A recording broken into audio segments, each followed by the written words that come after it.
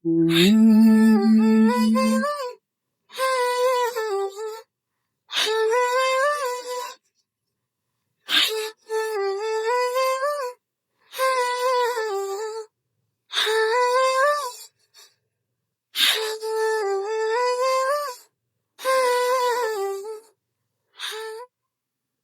সব বন্ধুরা মিলে কলেজের সামনে ছোট্ট একটা ব্রিজের উপরে সাইডে বসে আমি গিটার বাজিয়ে গান গাইছিলাম, আর ওরা আমার সাথে সাথে গলা মেলাতে লাগলো। আমরা গান গাইছিলাম, তারই মাঝে কিছু মেয়ে এসে আমাদের সামনে দাঁড়ালো। ওর ভিতরে একটা মেয়ে আমাকে ইশারা করে বলতে লাগলো, আমি প্রতিদিন যে টাইমে এখান থেকে কলেজ যাই সেই টাইম আপনারা এখানে বসে থাকেন কেন? আজকে আবার আমার নাম নিয়ে গান গাওয়া হচ্ছে, এটার মানে কি? দেখেন, আমার পিছু নেওয়া ছেড়ে দেন আর ভালো হয়ে যান। এভাবে মেয়েদের বিরক্ত করা ছেড়ে দিন, না হলে ভালো হবে না বলে দিলাম। আমি তাকে ইশারা করে বললাম, এই কথাগুলো কি আমাকে বলছেন? আপনাকে ছাড়া আর কাকে বলবো? আর শুধু আপনাকে না, এখানে যারা আছে সবাইকে এই কথা বলছি। দেখুন, আপনার কোথাও ভুল হচ্ছে। আমাদের ভিতরে আপনাকে কেউ ফলো করছে না। আর আমি যে গানটা গাইছিলাম সেটা যে আপনার নামে নাম সেটাও জানতাম না। ও তাই? এখন বলবেন আমি যে এখান থেকে প্রতিদিন কলেজ যাই এটাও দেখেননি এর আগে, তাই না? না, এই কথা বলছি না। আমি আপনাকে এর আগেও দেখেছি, কিন্তু আপনাকে কখনো ফলো করি না। আর আমাদের ভিতরে আপনার নাম কেউই জানতো না। আপু, আফিফ ঠিক বলছেন। আমরা কে হই আপনার নাম জানি না। আমাদের কথার মাঝে নেহা এসে হাজির হয়। আধারা, কি হয়েছে? তোরা এখানে দাঁড়িয়ে আছিস কেন? আর ভাইয়া, তুমি আধারের সাথে কি বলছো? তাহলে মেয়েটার নাম আধারা? আমরা আধারে এই রাত এই গানটা গাইছিলাম বলে আমাদের এটা ভেবেছে আধারা। তারপরে নেহা, এই ছেলেটা তোর ভাই হয়? হুম, কিন্তু কেন ভাইয়া? কিছু করেছি নাকি? একটু মিস্টেক হয়ে গেছে। কি হয়েছে আধারা, বলতো আমাকে। আসলে আমরা সবাই এখান থেকে কলেজে যাচ্ছিলাম, তখনই এই ভাইয়ারা গান গাইতেছিল। অধরা রায় এই গানটা আমি ভুল করে ভেবে নিয়েছিলাম যে আমাকে দেখে মনে হয় গাচ্ছে, কিন্তু তাদের কথা শুনে এখন আর মনে হচ্ছে না, ওর ভেতরে অন্য একটা। আধারা, ভাইয়া এখানে এসেছে কিছুদিন হয়েছে। ভাইয়া পড়াশোনার জন্য এখানে ছিল না। ভাইয়া যখন থেকে কলেজে পড়ে সেই থেকে এই ভাইয়ারা এখানে বসে আড্ডা দেয়। তুই ভুল বুঝিস না। এখন চল, আমাদের ক্লাসের টাইম হয়ে যাচ্ছে। তাই চল। আর ভাইয়া, সরি, আমি বুঝতে পারিনি। হয়েছে, আপনারা সরি বলতে হবে না। সব মেয়েরা ভুল করে এটাই করে। তোরা কি বাদ দে, এখন ওদের যেতে দে। আফিফ ভাইয়া, আপনি আমাকে ভুল বুঝবেন না প্লিজ। তারপরে নেহা, আধারা সব বান্ধবীরা চলে যায় সেখান থেকে কলেজে। আফিফ, মেয়েটাকে এভাবে ছেড়ে দিলি কেন? তো কি করব, মেয়েটা তো নিজের ভুল স্বীকারই করেছে। আর দেখলি না, নেহা চলে এসেছে। ওর সামনে বসে যদি আমি মেয়েটাকে কিছু বলতাম তাহলে বাসায় বলে দিত। তখন আব্বু আমাকে আস্ত রাখতো না আর। তোর বোনের জন্য কিছু বললাম না মেয়েটাকে, না হলে এভাবে না বুঝিয়ে আমাদের মিথ্যা অপবাদ দেখানো বুঝিয়ে দিতাম। তোরা যাই বলিস না কেন, মেয়েটা দেখতে কিন্তু অনেক সুন্দর। আফিফ, তুই চাইলে প্রপোজ করতে পারিস। আমার গার্লফ্রেন্ড না থাকলে এই মেয়েটার সাথে আমি প্রেম করতাম। আচ্ছা, এখন চল এখান থেকে, আমার আবার বাসায় ফিরতে হবে এখনই। আচ্ছা, এখন এখান থেকে চল। আজকে মুডটাই নষ্ট করে দিল মেয়েটা। তুই এই কথা বাদ দে, এখন চল এখান থেকে। আমরা ওখান থেকে চলে আসি। এখান থেকে এসে ওদেরকে নিয়ে হালকা কিছু নাস্তা করলাম রেস্টুরেন্টে এসে। সকালে কিছু না খেয়ে বাসা থেকে বের হয়েছিলাম, তাই রেস্টুরেন্ট থেকে বের হয়ে ওদের সাথে ঘুরতে ঘুরতে দুপুর 12টা বেজে গেছে। আমি বাসার কাছে যখনই আসি তখন 12টা 8 বেজে গেছে। ঘড়ির দিকে তাকিয়ে দেখলাম, আমি বাসার সামনে এসে দরজার কলিং বেল বাজাতেই আম্মু দরজাটা খুলে দিল। নবাব দাদা, বাসায় আসার টাইম হলো তোর? সকালে কিছু না খেয়ে গিটারটা হাতে নিয়ে যে বাসা থেকে বের হয়ে গেলে, আর বাসায় ফেরার টাইম হলো এখন। আম্মু, তুমি না আমার লক্ষ্মী আম্মু, তারপরও বকাবকি করছো কেন? তাহলে কি করব? আজকে তোর আপু বাসায় আসুক, তারপরে দেখিস কি করে তোকে আজকে। আম্মু, আজকেও আব্বুর কাছে নালিশ করেছো? হুম, করেছি। আর তুই এখনো এভাবে ঘুরে কাটাস কেন? এত বছর হয়ে গেল তোর লেখাপড়া শেষ হলো, এত ভালো রেজাল্ট করার পরও যদি কোনো জব না করিস, তাতে কি চলে বল? তোর ভাইয়া বলতেছে তার অফিসে তোর জন্য জব ঠিক করে রেখেছে, তাও কিছু বলছিস না। তোর আব্বুও নাকি তার বন্ধুর অফিসে জব ঠিক করে রেখেছে, সেখানেও কিছু বলছিস না। আম্মু আমাকে বকাবকি করছেন। এরই মাঝে ভাবি এসে আম্মুকে বলল, মা, আফিফকে বকাবকি করছেন কেন? এখন করছে না তো তাতে কি হয়েছে? কিছুদিন পর করবে। আমার দেবর এমনিতেই অনেক মেধাবী। বৌমা, তোমাদের আশকরা পেতে পেতে আজকে মাথায় উঠেছে, তার জন্য কিছু বলতে পারছি না। ভাবি ঋতু কই? ওকে তো দেখছি না যে। ঋতু মাত্র ঘুমিয়েছে। তুমি এখন গিয়ে ফ্রেশ হয়ে নাও, সকালে কিছু খেয়ে যাওনি, তাই আম্মু এরকম করছে। ভাবি আমি বাইরে থেকে নাস্তা করে এসেছিলাম। এটা বলে আমি উপরে চলে আসি আমার রুমে। রুমে এসে আমার হাত থেকে গিটারটা রেখে ওয়াশরুমে আসলাম ফ্রেশ হতে। ফ্রেশ হয়ে ওয়াশরুম থেকে বের হয়ে খাটে শুয়ে পড়লাম। ও, আপনাদের তো আমার পরিচয়টা দেওয়া হয়নি।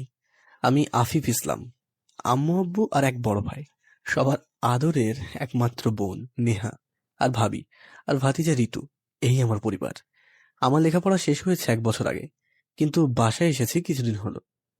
কেন এতদিন পরে বাসায় এসেছি সেটা পরে জানতে পারবেন আপনারা। আমি আপনাদের পরিচয় দিচ্ছিলাম। এরই মাঝে ঋতু আমার রুমে এসে হাজির হয়। ঋতুর মাত্র 3 বছর বয়স, কিন্তু ঋতুর কথায় সেটা বোঝা যায় না। চাচ্চু, চাচ্চু, তুমি কোথায় গিয়েছিলে আমাকে না বলে? আমি ঋতুকে কোলে করে খাটে উঠিয়ে নিলাম। মামনি, আমি একটু বাইরে গিয়েছিলাম। আমি পকেট থেকে কিছু চকলেট বের করে ঋতুর হাতে দিলাম। বাসায় আসার আগে ঋতুর জন্য চকলেট কিনে এনেছিলাম। ঋতু নিজেই চকলেটগুলো ছিঁড়ে ছিঁড়ে খেতে লাগলো। ঋতুর সাথে দুষ্টুমি করতে করতে দুপুর হয়ে গেল। ভাবি এসে ঋতুকে নিয়ে যাই আমার রুম থেকে গোসল করাতে। আমিও এই ফাঁকে ওয়াশরুমে এসে গোসল করে নিলাম। আমি গোসল করে ওয়াশরুম থেকে বের হতে নেহা এসে আমার রুমে হাজির হয়। এই টাইমে তুই আমার রুমে যে, কি খবর বল? আমি তো জানি কোনো খবর না হলে নেহা এই টাইমে আমার রুমে আসবে না।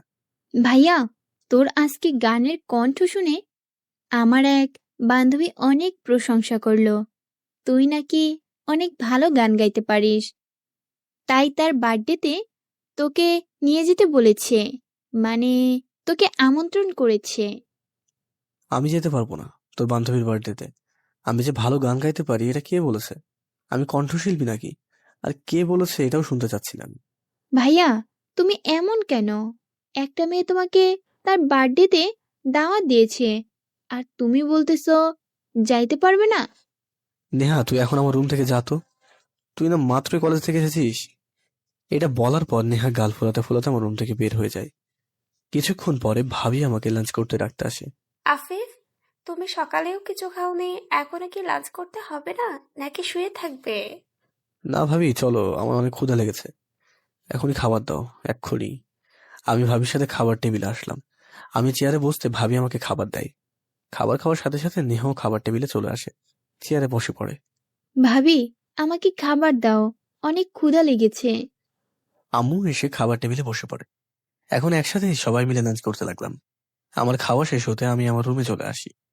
আমার রুমে এসে খাটে শরীরটা হেলিয়ে দিতেই ঘুমিয়ে পড়ি। বিকালবেলা আম্মু এসে আমাকে ঘুম থেকে ডেকে তোলে। আমি ঘুম থেকে ওঠার পর আম্মু আমার রুম থেকে বের হয়ে যায়। আমি খাট থেকে নেমে ওয়াশরুমে আসলাম ফ্রেশ হতে। ফ্রেশ হয়ে ওয়াশরুম থেকে বেরিয়ে আসি। এসে দেখি আমার ফোনটা বাজছে। হাতে নিয়ে দেখি রাকিব কল দিয়েছে। রিসিভ করি সাথে সাথে। আফিক, তুই কই আছিস এখন? আর ফোন রিসিভ করছিলি না কেন এতক্ষণ? আমি বাসাতে আছি, মাত্রই ঘুম থেকে উঠে ফ্রেশ হতে গিয়েছিলাম ওয়াশরুমে। রুম থেকে এসে দেখি ফোনটা বাজছে, সাথে তো রিসিভও করলাম। হয়েছে, আর ডিটেল দিতে হবে না আমাকে। তুই চলে আয়, আমরা যেখানে প্রতিদিন বিকালবেলা থাকি সেখানে সবাই অপেক্ষা করছি তোর জন্য। একটু ওয়েট কর, আমি এক্ষুনি রেডি হয়ে আসছি। এটা বলে ফোনটা কেটে দিলাম। ফোনটা কেটে দিয়ে বাইরে যাওয়ার জন্য ড্রেস পরে রেডি হয়নি। আম্মুকে বলে বাসা থেকে বের হয়ে আসি। আমি বাসা থেকে বের হয়ে সরাসরি বন্ধুদের কাছে চলে আসি। ওদের নিয়ে সারা বিকাল ঘোরাঘুরি করে রাত 8টার পরে বাসায় ফিরি। বাসায় এসে ঋতুকে আগে খুঁজি। ভাবির কাছ থেকে ঋতুকে আমার রুমে নিয়ে আসি। ওর সাথে দুষ্টুমি করতে ভালোই লাগে আমার। ঋতু আমার সাথে দুষ্টুমি করতে করতে আমার খাটেই ঘুমিয়ে পড়ে। ঋতুর ঘুমানোর পরে আমি ল্যাপটপটা হাতে নিয়ে কিছু কাজ করছিলাম। এখনই ডিনার করা ডাক পড়ে। আমি আবার ল্যাপটপটা রেখে দিয়ে খাবার টেবিলে চলে আসি। আমি খাবার টেবিলে এসে দেখি আম্মু, আব্বু, ভাইয়া, ভাবিস, নেহা সবাই বসে বসে খাবার টেবিলে খাচ্ছে। আমিও চেয়ারে বসে পড়ি। আমি চেয়ারে বসে পড়ার সাথে সাথেই, আফিফ, আজকে তুই কি করেছিস? কি করেছি ভাইয়া? তেমন কিছু তো মনে পড়ছে না। মনে পড়ছে না? তুই বাকি কোন দোকানদারকে অনেকগুলো ট্যাক্স বাকি পড়ে রয়েছে পুলিশকে ফোন করে নাকি ধরিয়ে দিয়েছিস? ভাইয়া, তুমি ঠিকই শুনেছ। এভাবে যদি ট্যাক্স না দেয় সময় মতো, তাহলে দেশের উন্নতি হবে কিভাবে ভাইয়া? ওই দোকানদার আমাকে জিনিসপত্র রিসিভ দিতে চাচ্ছিল না, তাই পুলিশ দিয়ে সবকিছু চেক করিয়েছি। তারপরে দেখতে পাই অনেকগুলো ট্যাক্স বাকি আছে। এর কারণে জিনিসপত্র রিসিভ দেয় না। এখানে আমি কি অপরাধ করেছি বলো? এদের জন্য সরকারি লোক রয়েছে, তুই কেন ওইসবে জড়াস? পরে যদি তোর কোনো ক্ষতি করতে চায় তখন কি হবে ভেবে দেখছিস? ভাইয়া, আমাকে নিয়ে তোমাকে চিন্তা করতে হবে না। ওরা আমাকে কিছুই করতে পারবে না। আচ্ছা ভাইয়া, তুমি এসব খবর কোথা থেকে পেয়েছো? ওই থানায় আমার এক বন্ধু জব করে, ও তোকে ভালো করে চেনে, ওই আমাকে কল করে জানিয়েছে। আমি এতক্ষণ তোদের কথাগুলো শুনলাম, কিছুই বলিনি। এখন এখানে আফিফের কি দোষ? ওর মতো সবাই যদি এগিয়ে যায় তাহলে আজকে আর দেশের কোনো প্রবলেমই থাকতো না। এটা ঠিক বলছো। কিন্তু আফিফ, তুই একটু সাবধানে থাকিস, কোনো প্রবলেম হলে সাথে সাথে তোর ভাইয়া বা তোর আব্বুকে কল করবি। আমার কোনো প্রবলেম হবে না, আমি নিজে দেখে নিতে পারবো, কারণ আমি একজন। তুমি একজন কি? আফিফ বলতে গিয়ে আবার থেমে গেলে কেন? আমার কথাটা কেউ ধরতে পারুক আর না পারুক, ভাবি ধরে ফেলেছে। ভাবি, আমি বলতে চেয়েছি আমি একজন ভদ্র ছেলে, আমাকে কেউ কিছু বলবে না। এখন এত কথা না বলে খাবার দাও তো। তারপরে ভাবি আমাদের সবার খাবার বেড়ে দেয়, আমরা খেতে লাগলাম। এরই মাঝে আফিফ, এভাবে ঘুরে না কাটিয়ে তোর জন্য ভালো একটা জব ঠিক করেছি, ওটা করলে তো পারিস। ভাইয়া, তুমি আবারও শুরু করে দিলে। আমার সময় হলে নিজে জব ঠিক করে নেব, তোমাদের কাউকে আমার জব নিয়ে ভাবতে হবে না। আমার সাথে আর খাবার টাইমে কথা বলো না প্লিজ। আমার খাওয়া শেষ হতে হতে আমি চেয়ার থেকে উঠে সরাসরি রুমে চলে আসি। আমি রুমে এসেই একজনকে কল করলাম, এই কারণে যে আমার আজকে সবকিছু ভাইয়াকে বলেছে। ভাইয়ার বন্ধু, তাকে এই থানা থেকে ট্রান্সফার করিয়ে দিতে, তা না হলে আমাকে দেওয়া মিশন কমপ্লিট করতে পারবো না। তাই ভাইয়ার বন্ধুকে এই থানা থেকে সরানোর সব ব্যবস্থা করে ফেললাম। যার সাথে কথা বলেছি সে বলল কাজ হয়ে যাবে। আমি ফোন রেখে দিয়ে আমি খাটে শুয়ে পড়ি। খাটে শুতেই আমি ঘুমের দেশে চলে যাই। সকালে ভাবির ডাকে ঘুমটা ভাঙল। ভাবি আমাকে জাগিয়ে দিয়ে আমার রুম থেকে চলে যায়। আমি উঠে সরাসরি ওয়াশরুমে চলে আসি। দাঁত ব্রাশ করে ফ্রেশ হয়ে ওয়াশরুম থেকে বের হতেই ওরা কল করে প্রতিদিন সকালবেলায় যে স্থানে বসে আড্ডা দিই, আমাকে সেখানে যেতে বলে। আমি ফোন রাখার পর রেডি হয়ে নিচে চলে আসি। আমি বাসা থেকে বের হতে যাব, তখনই পিছন থেকে ভাবি ডাক দেয় নাস্তা করতে। আজকে আর আমাকে নাস্তা না করে ছাড়লো না। আজকে ওদের কাছে যেতে দেরি হয়ে গেল। আমি এসে দেখি ওরা সবাই চলে এসেছে। আমরা সবাই মিলে সেখানে বসে গল্প করছিলাম। কালকের মেয়েগুলো আজকেও আমাদের সামনে এসে দাঁড়ালো। আপুরা, আজকে আমাদের অপরাধটা কি জানতে পারি যে আজকে দল নিয়ে আমাদের কাছে খাড়ালেন? আপনাদের কোনো অপরাধ নেই, কিন্তু আপনাদের মধ্যে আফিফ ভাইয়ার অপরাধ আছে। আমি আবার কি অপরাধ করলাম? কালকের পর তো আর আপনার সাথে একবারও দেখা হয়নি, তাহলে অপরাধ করলাম কিভাবে? তারপরে অধরা যা বলল আমি তা তো শুনতেই। আমি আবার কি অপরাধ করলাম? কালকের পর তো আর আপনার সাথে একবারও দেখা হয়নি, তাহলে অপরাধ করলাম কিভাবে? তারপরে আধারা বলল, কেন? আমার সাথে দেখা হলে বুঝি খুশি হতেন আপনি? আপনার সাথে দেখা হলে আমি কোন দুঃখে খুশি হতাম? কেন? আমি কি দেখতে এতটাই খারাপ যে আমার সাথে দেখা হলে দুঃখ হবে? আচ্ছাই মেয়ে তো আপনি। আপনি আমাদের এখানে দাঁড়িয়ে কেন? আপনার কলেজে লেট হচ্ছে, আপনি কলেজে যান। আমি এখানে থাকবো না, বুঝলেন মিস্টার? আপনি কালকে নেহাকে কি বলেছেন? আমার বোনকে আবার কি বলবো? আর বললো আপনার প্রবলেম কি? আপনাকে আমার বার্থডেতে দাওয়াত দিলাম, আপনি ওকে কি বলেছেন? আপনি নাকি আসতে পারবেন না। আমি কেন আপনার বার্থডেতে যাব এটাই তো বুঝতে পারছি না। আপনাকে আমার বান্ধবীর ভাইয়া বলে দাওয়াত দিয়েছি, আপনাকে আজকে রাতে আমার বার্থডেতে আসতে হবে, ব্যাস। তা না হলে কালকে এখানে যখন আসবেন তখন মজা বুঝবেন। হ্যাঁ। আপু, শুধু আফিফ কি আপনার ভাইয়া? আমাদের যেতে বললেন না? আপনারাও আফিফ ভাইয়ের সাথে আসবেন। আচ্ছা আপু, আফিফ না আসতে চাইলে আমরা ওকে ধরে নিয়ে আসবো? তাহলে আমি যাই এখন। এটা বলে আধারা কলেজের ভিতরে চলে যায়, আমাকে কিছু না বলতে দিয়েই। আমরা সবাই মিলে বসে বসে আড্ডা দিচ্ছিলাম, তখনই আমার ফোনে কল আসে। আমি সাথে সাথে রিসিভ করি, কিছুক্ষণ কথা বলে রেখে দিই। রাকিব, আমাকে একটু এখান থেকে যেতে হবে, এখন একটু কাজ আছে, তোরা থাক তাহলে। কি এমন কাজ? আমরাও আসি তোর সাথে। না, আমাকে যেতে হবে একাই, তোদের যেতে হবে না। আচ্ছা যা তাহলে, আর কোনো প্রবলেম হলে কল করিস আমাদের। আমি ওদের সাথে আর কোনো কথা না বলে চলে যাই। কল করেছিল কালকে রাতে, যার সাথে কথা বলেছিলাম আমার ভাইয়ার বন্ধুর এই থানা ট্রান্সফার করার জন্য। সেই সৌজন্যে আমাকে দেখা করতে হবে তার সাথেই, কালকে যার সাথে কথা হয়েছিল। রাতে 20 মিনিট পরে তার কাছে এসে পৌঁছাই আমি। আমি এখানে এসে সরাসরি তার সাথে দেখা করি। আমাকে একটা ফর্মে সাইন করে দিতে হয়। তারপরে তিনি বলেন আজকেই তার কাছে ট্রান্সফার লেটার চলে যাবে। আফিফ, তুমি এটা নিয়ে আর কোনো চিন্তা করতে হবে না। আমি তার সাথে কিছুক্ষণ কথা বলে ওখান থেকে বের হয়ে আসি। ওখান থেকে বের হতেই 12:32 বেজে গেল। তাই আমি আর কোথাও না গিয়ে সরাসরি বাসায় চলে আসি। আমি বাসার কাছে এসে দরজায় কলিং বেল বাজাতেই ভাবি দরজাটা খুলে দেয়। আমি বাসার ভিতরে এসে সরাসরি আমার রুমে চলে আসি। রুমে ঢুকেই ওয়াশরুমে চলে আসি। দুপুর হয়ে গেছে, তাই একেবারে গোসল করে ওয়াশরুম থেকে বের হলাম। আমি রুম থেকে বের হয়ে ঋতুর কাছে চলে আসলাম। ভাইয়ার রুমে ঘুমিয়ে, তাই আমি ভাইয়ার রুমে চলে আসি। আমি এসে দেখি ঋতু ঘুমাচ্ছে, তাই ঋতুকে জ্বালাতন করতে লাগলাম। আমার জ্বালাতন সহ্য করতে না পেরে ঋতুর ঘুম ভেঙে গেল। ঋতুর ঘুম ভাঙতে চোখের সামনে চকলেট ধরি। ঋতু আমার হাত থেকে চকলেটগুলো নিয়ে নিল। আমি যদি চকলেট না দিতাম নিশ্চয়ই কেড়ে দিত, কারণ আমি ওর ঘুম ভাঙিয়ে দিয়েছি। ঋতু চকলেটগুলো হাতে নিয়ে উঠে বসে পড়ে। আমি ওকে কোলে নিয়ে আমার রুমে চলে আসি। আমার ফোনটা বের করে হাতে দিলাম। ঋতু আবার গেমস খেলতে পছন্দ করে, এই কারণে ঋতু আমাকে এত ভালোবাসে। ওর সাথে দুষ্টুমি করছিলাম। এখনই নেহা আমার রুমে আসে। তুমি নাকি অধরার বার্থডেতে যেতে রাজি হয়েছো ভাইয়া? কে বলেছে আমি রাজি হয়েছি? আমি কি বলেছি নাকি যে বার্থডেতে যাব? আমি দেখলাম নেহা কাঁদো কাঁদো হয়ে আমার দিকে তাকালো। ভাইয়া, অধরা আমার জন্য তোমাকে দাওয়াত দিয়েছে। আমি একা যাব কি করে? রাতে ওদের বাসাতে আম্মু আব্বু আমাকে একা যেতে দিবে না, তাই অধরা তোমাকে নিয়ে যেতে বলেছে। আমি জানতাম আমার কথাতে তুমি রাজি হবে না।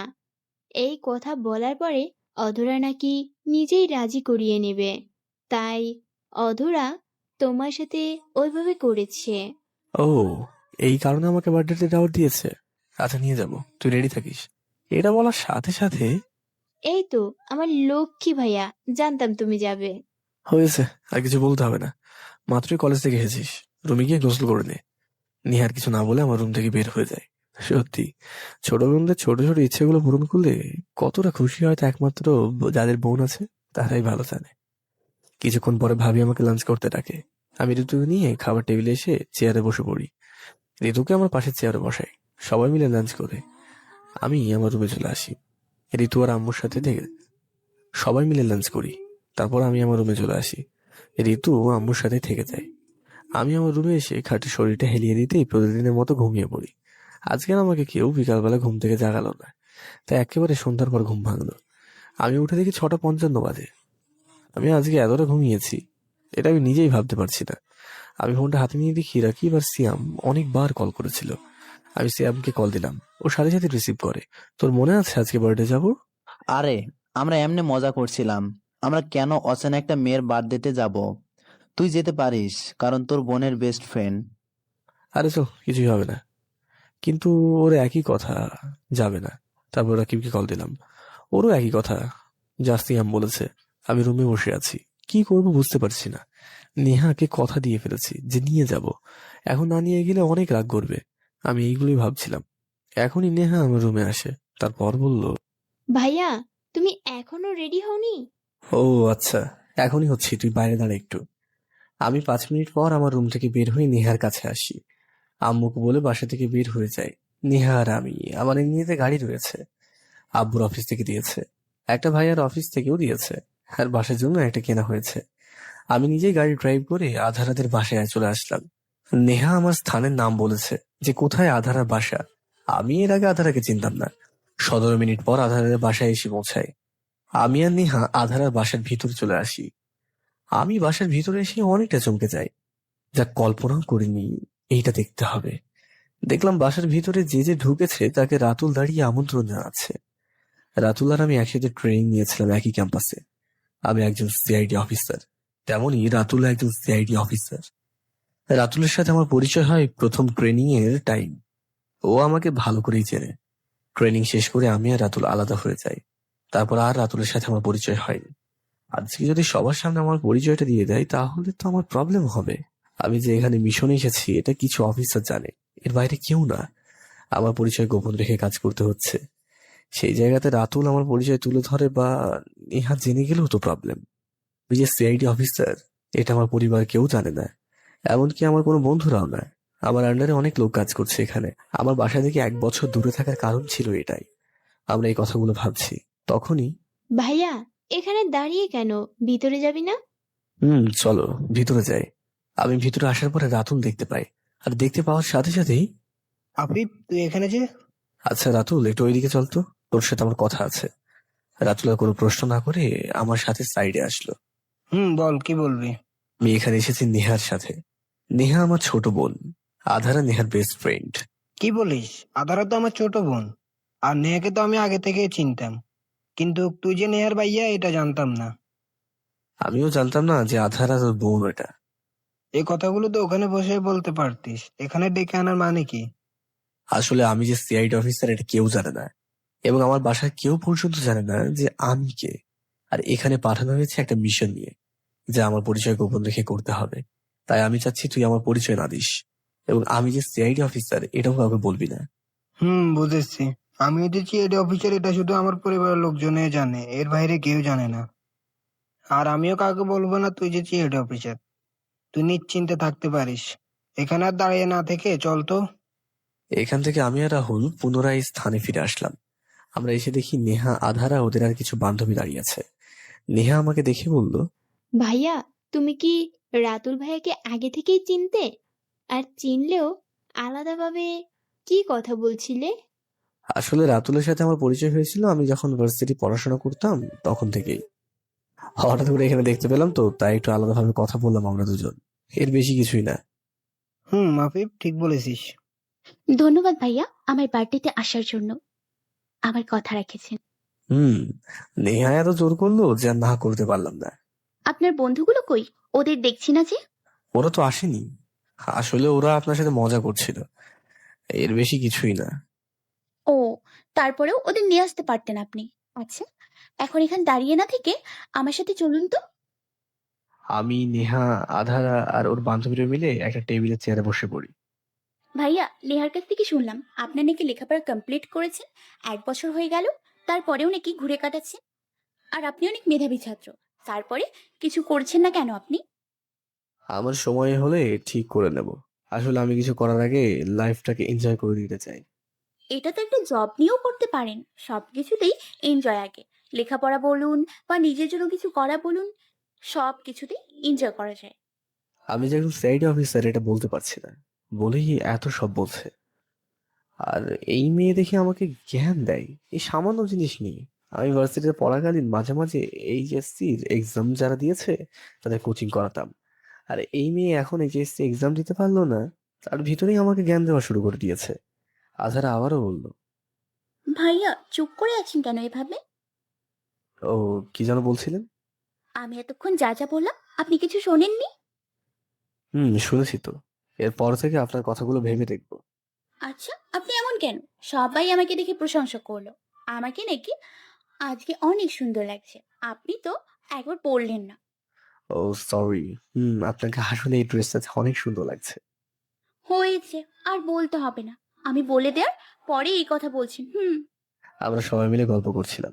এখনই রাতুল এসে আমাদের সবাইকে ডাক দিয়ে নিয়ে যায়, কারণ আধারের কেক কাটার সময় হয়ে গেছে। আধারে কেক কাটার পরে খাওয়া দাওয়া করে আধারের বাসার সবাইকে বলে বাসা থেকে বের হয়ে আসি। বাসায় আস্তে আস্তে 10টা 26 বেজে গেল। বাসায় আসার পরে নেহার রুমে চলে যায়, আর আমি আমার রুমে চলে আসি। আমার রুমে এসে আমি ওয়াশরুমে চলে আসি। ফ্রেশ হয়ে নিতেই আমি ওয়াশরুম থেকে বের হয়ে দেখলাম ভাইয়া আমার রুমে। আমি বুঝতে পারছি না ভাইয়া আমার রুমে কেন। ভাইয়া, তুমি আমার রুমে যে? তারপরে ভাইয়া বলল, ওয়াশরুম থেকে বের হয়ে দেখলাম ভাইয়া আমার রুমে। আমি বুঝতে পারছি না ভাইয়া আমার রুমে কেন, তাও আবার রাতে। ভাইয়া, তুমি আমার রুমে যে? না, এমনি আসলাম। আর শুনলাম তুই নাকি নেহার সাথে বান্ধবীর বার্থডেতে গিয়েছিলিস। খবর কি? তুই তো কোনো অনুষ্ঠানে যেতে চাস না, আজকে নেহার সাথে গেলি যে? আরে নেহা অনেক জোর করেছিল, তার উপর ওর বান্ধবী অনেক রিকোয়েস্ট করেছিল, তাই গিয়েছিলাম। তা না হলে যেতাম না আমি। মেয়েটা কষ্ট করলো আর তুই চলে গেলি।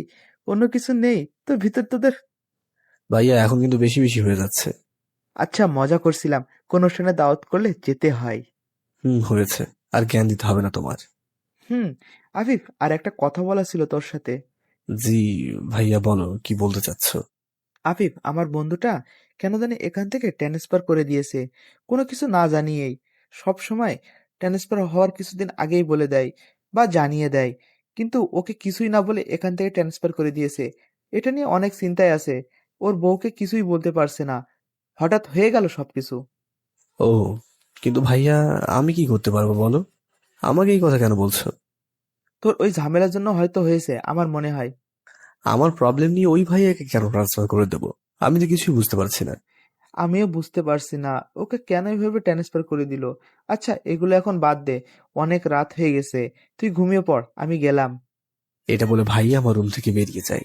আমি আমার রুমের দরজা অফ করে আমি খাটে বসে ল্যাপটপটা হাতে নিয়ে কিছু কাজ করতে লাগলাম। কাজ করতে করতে রাত অনেকটাই হয়ে গেল, তাই ল্যাপটপটা রেখে খাটে শুয়ে পড়ি আমি। আর খাটে শুতেই ঘুমিয়ে পড়ি। সকালে আম্মু এসে আমার ঘুম ভাঙিয়ে দেয়। আফিফ, তুই এখনো ঘুমাচ্ছিস? সকাল 10টা বেজে গেছে তো। কি বলো আম্মু? আমাকে আগে ডাকবে না? আমার আজকে ইম্পর্টেন্ট কাজ আছে। আফিফ, তোর আবার কিসের ইম্পর্টেন্ট কাজ আছে? তোর তো ঘুরে কাটানো ছাড়া আর কোনো কাজ দেখি না আমি। আম্মু, এটা তুমি বুঝবে না। আমি বুঝতেও চাই না। এখন এত কথা না বলে তাড়াতাড়ি উঠে পড়ো। এটা বলে আম্মু আমার রুম থেকে চলে যায়। আমি তাড়াতাড়ি উঠে ওয়াশরুমে ঢুকে পড়লাম। তাড়াতাড়ি করে ফ্রেশ হয়ে ওয়াশরুম থেকে বের হয়ে আসলাম। ওয়াশরুম থেকে বের হয়ে রেডি হয়ে ফোনটা হাতে নিলাম। দেখলাম ওরা অনেকগুলো কল করেছিল। আজকে এমনিতেই ওদের সাথে দেখা করতে পারতাম না, কারণ আজকে আমার একটা মিশন রয়েছে। আমি বাসায় এসে আর ওদের কল ব্যাক করলাম না। আমি ওই অবস্থাতেই নিচে চলে আসলাম। আম্মু ভাবি আমাকে নাস্তা করে বাসা থেকে বের হতে বলল। আমি নাস্তা না করেই বাসা থেকে বের হয়ে আসলাম। এমনিতেই আমার অনেক লেট হয়ে গেছে। আমি বাসা থেকে বের হয়ে আমার কিছু কলিগকে কল করলাম, যারা আমার আন্ডারে কাজ করে। আমি ওদের ঠিকানা দিয়ে দিলাম আর বললাম আমাকে যেন সেখান থেকে পিক করে দেয়। আমি বাসার সামনে একটা রিক্সা করে চলে আসলাম। আমি যে স্থানে ঠিকানা দিয়েছিলাম সেখানে এসে দেখি তারা আগে এসে হাজির হয়েছে। আমি রিক্সা ভাড়া দিয়ে তাড়াতাড়ি নেমে গাড়িতে উঠে পড়লাম, যেন আমাকে কেউ না দেখে তার জন্য। আমি ওদেরকে নিয়ে মিশনে গেলাম। আমি গাড়িতে থাকাকালীন সিয়াম কল দিচ্ছে। 2বার কল দেওয়ার পরে আমি সিয়ামের কলটা রিসিভ করি। হ্যাঁ, বল সিয়াম। তুই কই এখন? সকাল থেকে তোকে অনেকবার কল দিছি। সিয়াম, আমি একটা কাজে এসেছি, এখন কথা বলতে পারবো না। প্লিজ তুই ফোনটা রাখ। আচ্ছা, তুই তাহলে কাজ নিয়ে থাক। এটা বলে সিয়াম কলটা কেটে দেয়। সিয়াম কল কাটার পরে আমার ফোনটা অফ করে রাখলাম, তা না হলে অনেক জায়গা থেকে কল আসতে পারে। আমরা যে মিশনে এসেছিলাম সেটা সাকসেস হয়েছে। আমি ওদের ছেড়ে সকালে যেখান থেকে ড্রাইভ করেছিল সেখানে আমাকে নামিয়ে দিতে বললাম। আমাকে ওখানে নামিয়ে দিলে রিক্সা নিয়ে বাসায় চলে আসি। আমি বাসার সামনে এসে ঘড়ির দিকে তাকিয়ে দেখলাম 2টা বেজে গেছে।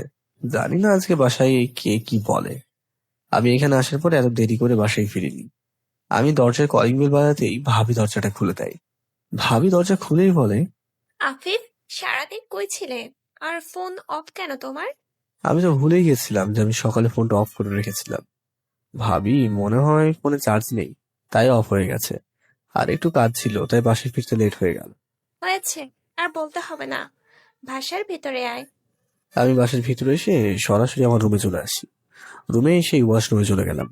ওয়াশরুম থেকে বের হয়ে অনেক ক্ষুধা লেগেছে, তাই খাবার টেবিলে এসে ভাবিকে আমার খাবার দিতে বললাম। আমার খাওয়া শেষ হলে আমার রুমে এসে ঘুমিয়ে পড়ি। আজকে আমি নিজে নিজেই ঘুম থেকে উঠে পড়লাম। ঘুম থেকে উঠেই ওয়াশরুম থেকে ফ্রেশ হয়ে সিয়ামকে কল দিয়ে বাসা থেকে বের হতে বললাম। আমি ঠিকানা দিয়ে দিলাম, সেখানে এসে সবাইকে আসতে বললাম। ফোনটা রেখে আমি বাসা থেকে বের হয়ে আমার দেওয়া ঠিকানাতে চলে আসি। ওদের নিয়ে সারা বিকালবেলা ঘুরলাম। আজকে আমি নিজের টাকা দিয়ে রেস্টুরেন্টে খাওয়ালাম ওদের। সন্ধ্যার পরে আমি ওদের বিদায় দিয়ে বাসায় চলে আসি। বাসায় এসে ঋতুকে নিয়ে অনেক দুষ্টুমি করতে করতে ঋতু ঘুমিয়ে পড়ে। রাতে ভাবি আমাকে ডিনার করতে ডাকলো আর ঋতুকে আমার রুম থেকে নিয়ে যায়। আমি খাবার টেবিলে এসে দেখি সবাই আছে। সবাই মিলে একসাথে ডিনার করে আমার রুমে চলে আসলাম। আজকে আর কোনো কাজ করলাম না, খাটে শুয়ে পড়তেই ঘুমিয়ে পড়ি।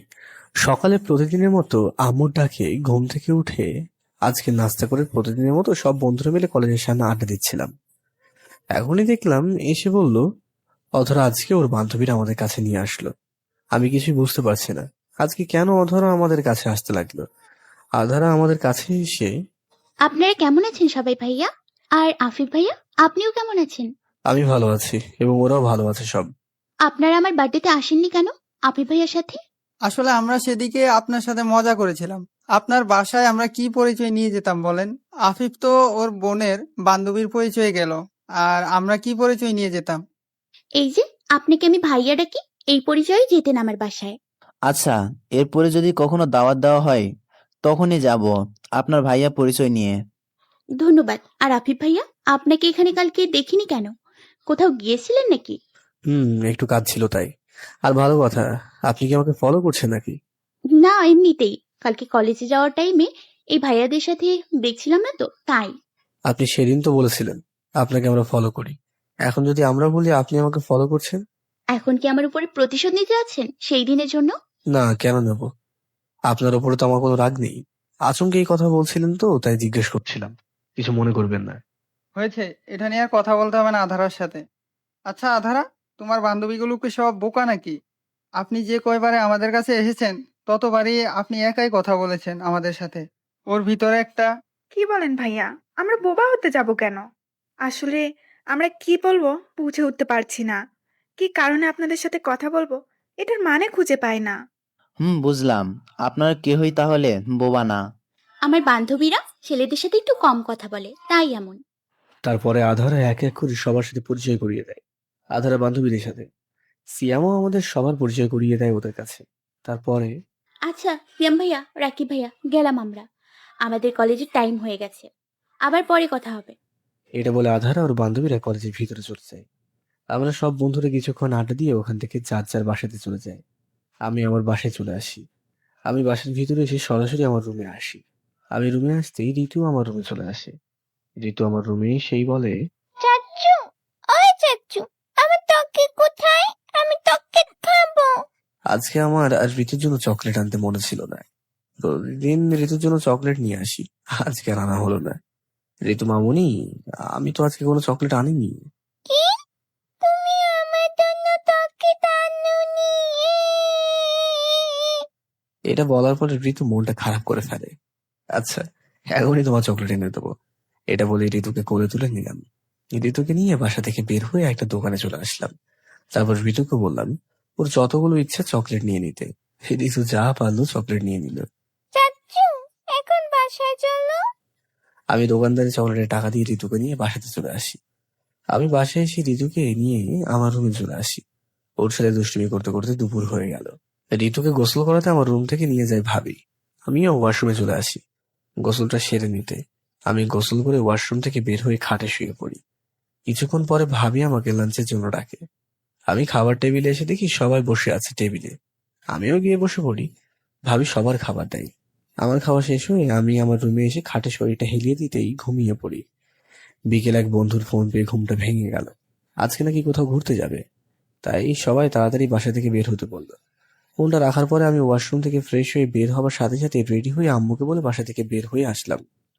আজকে গাড়ি নিয়ে বের হলাম। ওরা যখন ঘুরবে বললো, তাই আমি ওদের ঠিকানাতে চলে আসি। আমি এসে দেখি ওরা আগেই চলে এসেছে। সিয়ামও গাড়ি নিয়ে এসেছে।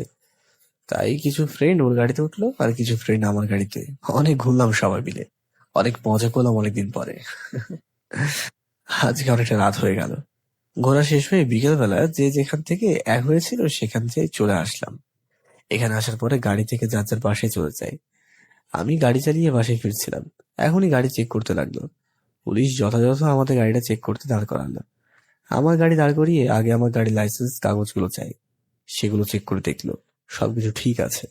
তারপরে কিছু পুলিশকে আমার গাড়ি চেক করতে বললো। কিছুক্ষণ আমার গাড়ি চেক করেও কিছু পেল না। তারপরে আমার চেক করতে বললো। কিছু পুলিশকে আমাকে চেক করিয়ে একটা রিভলভার পেল।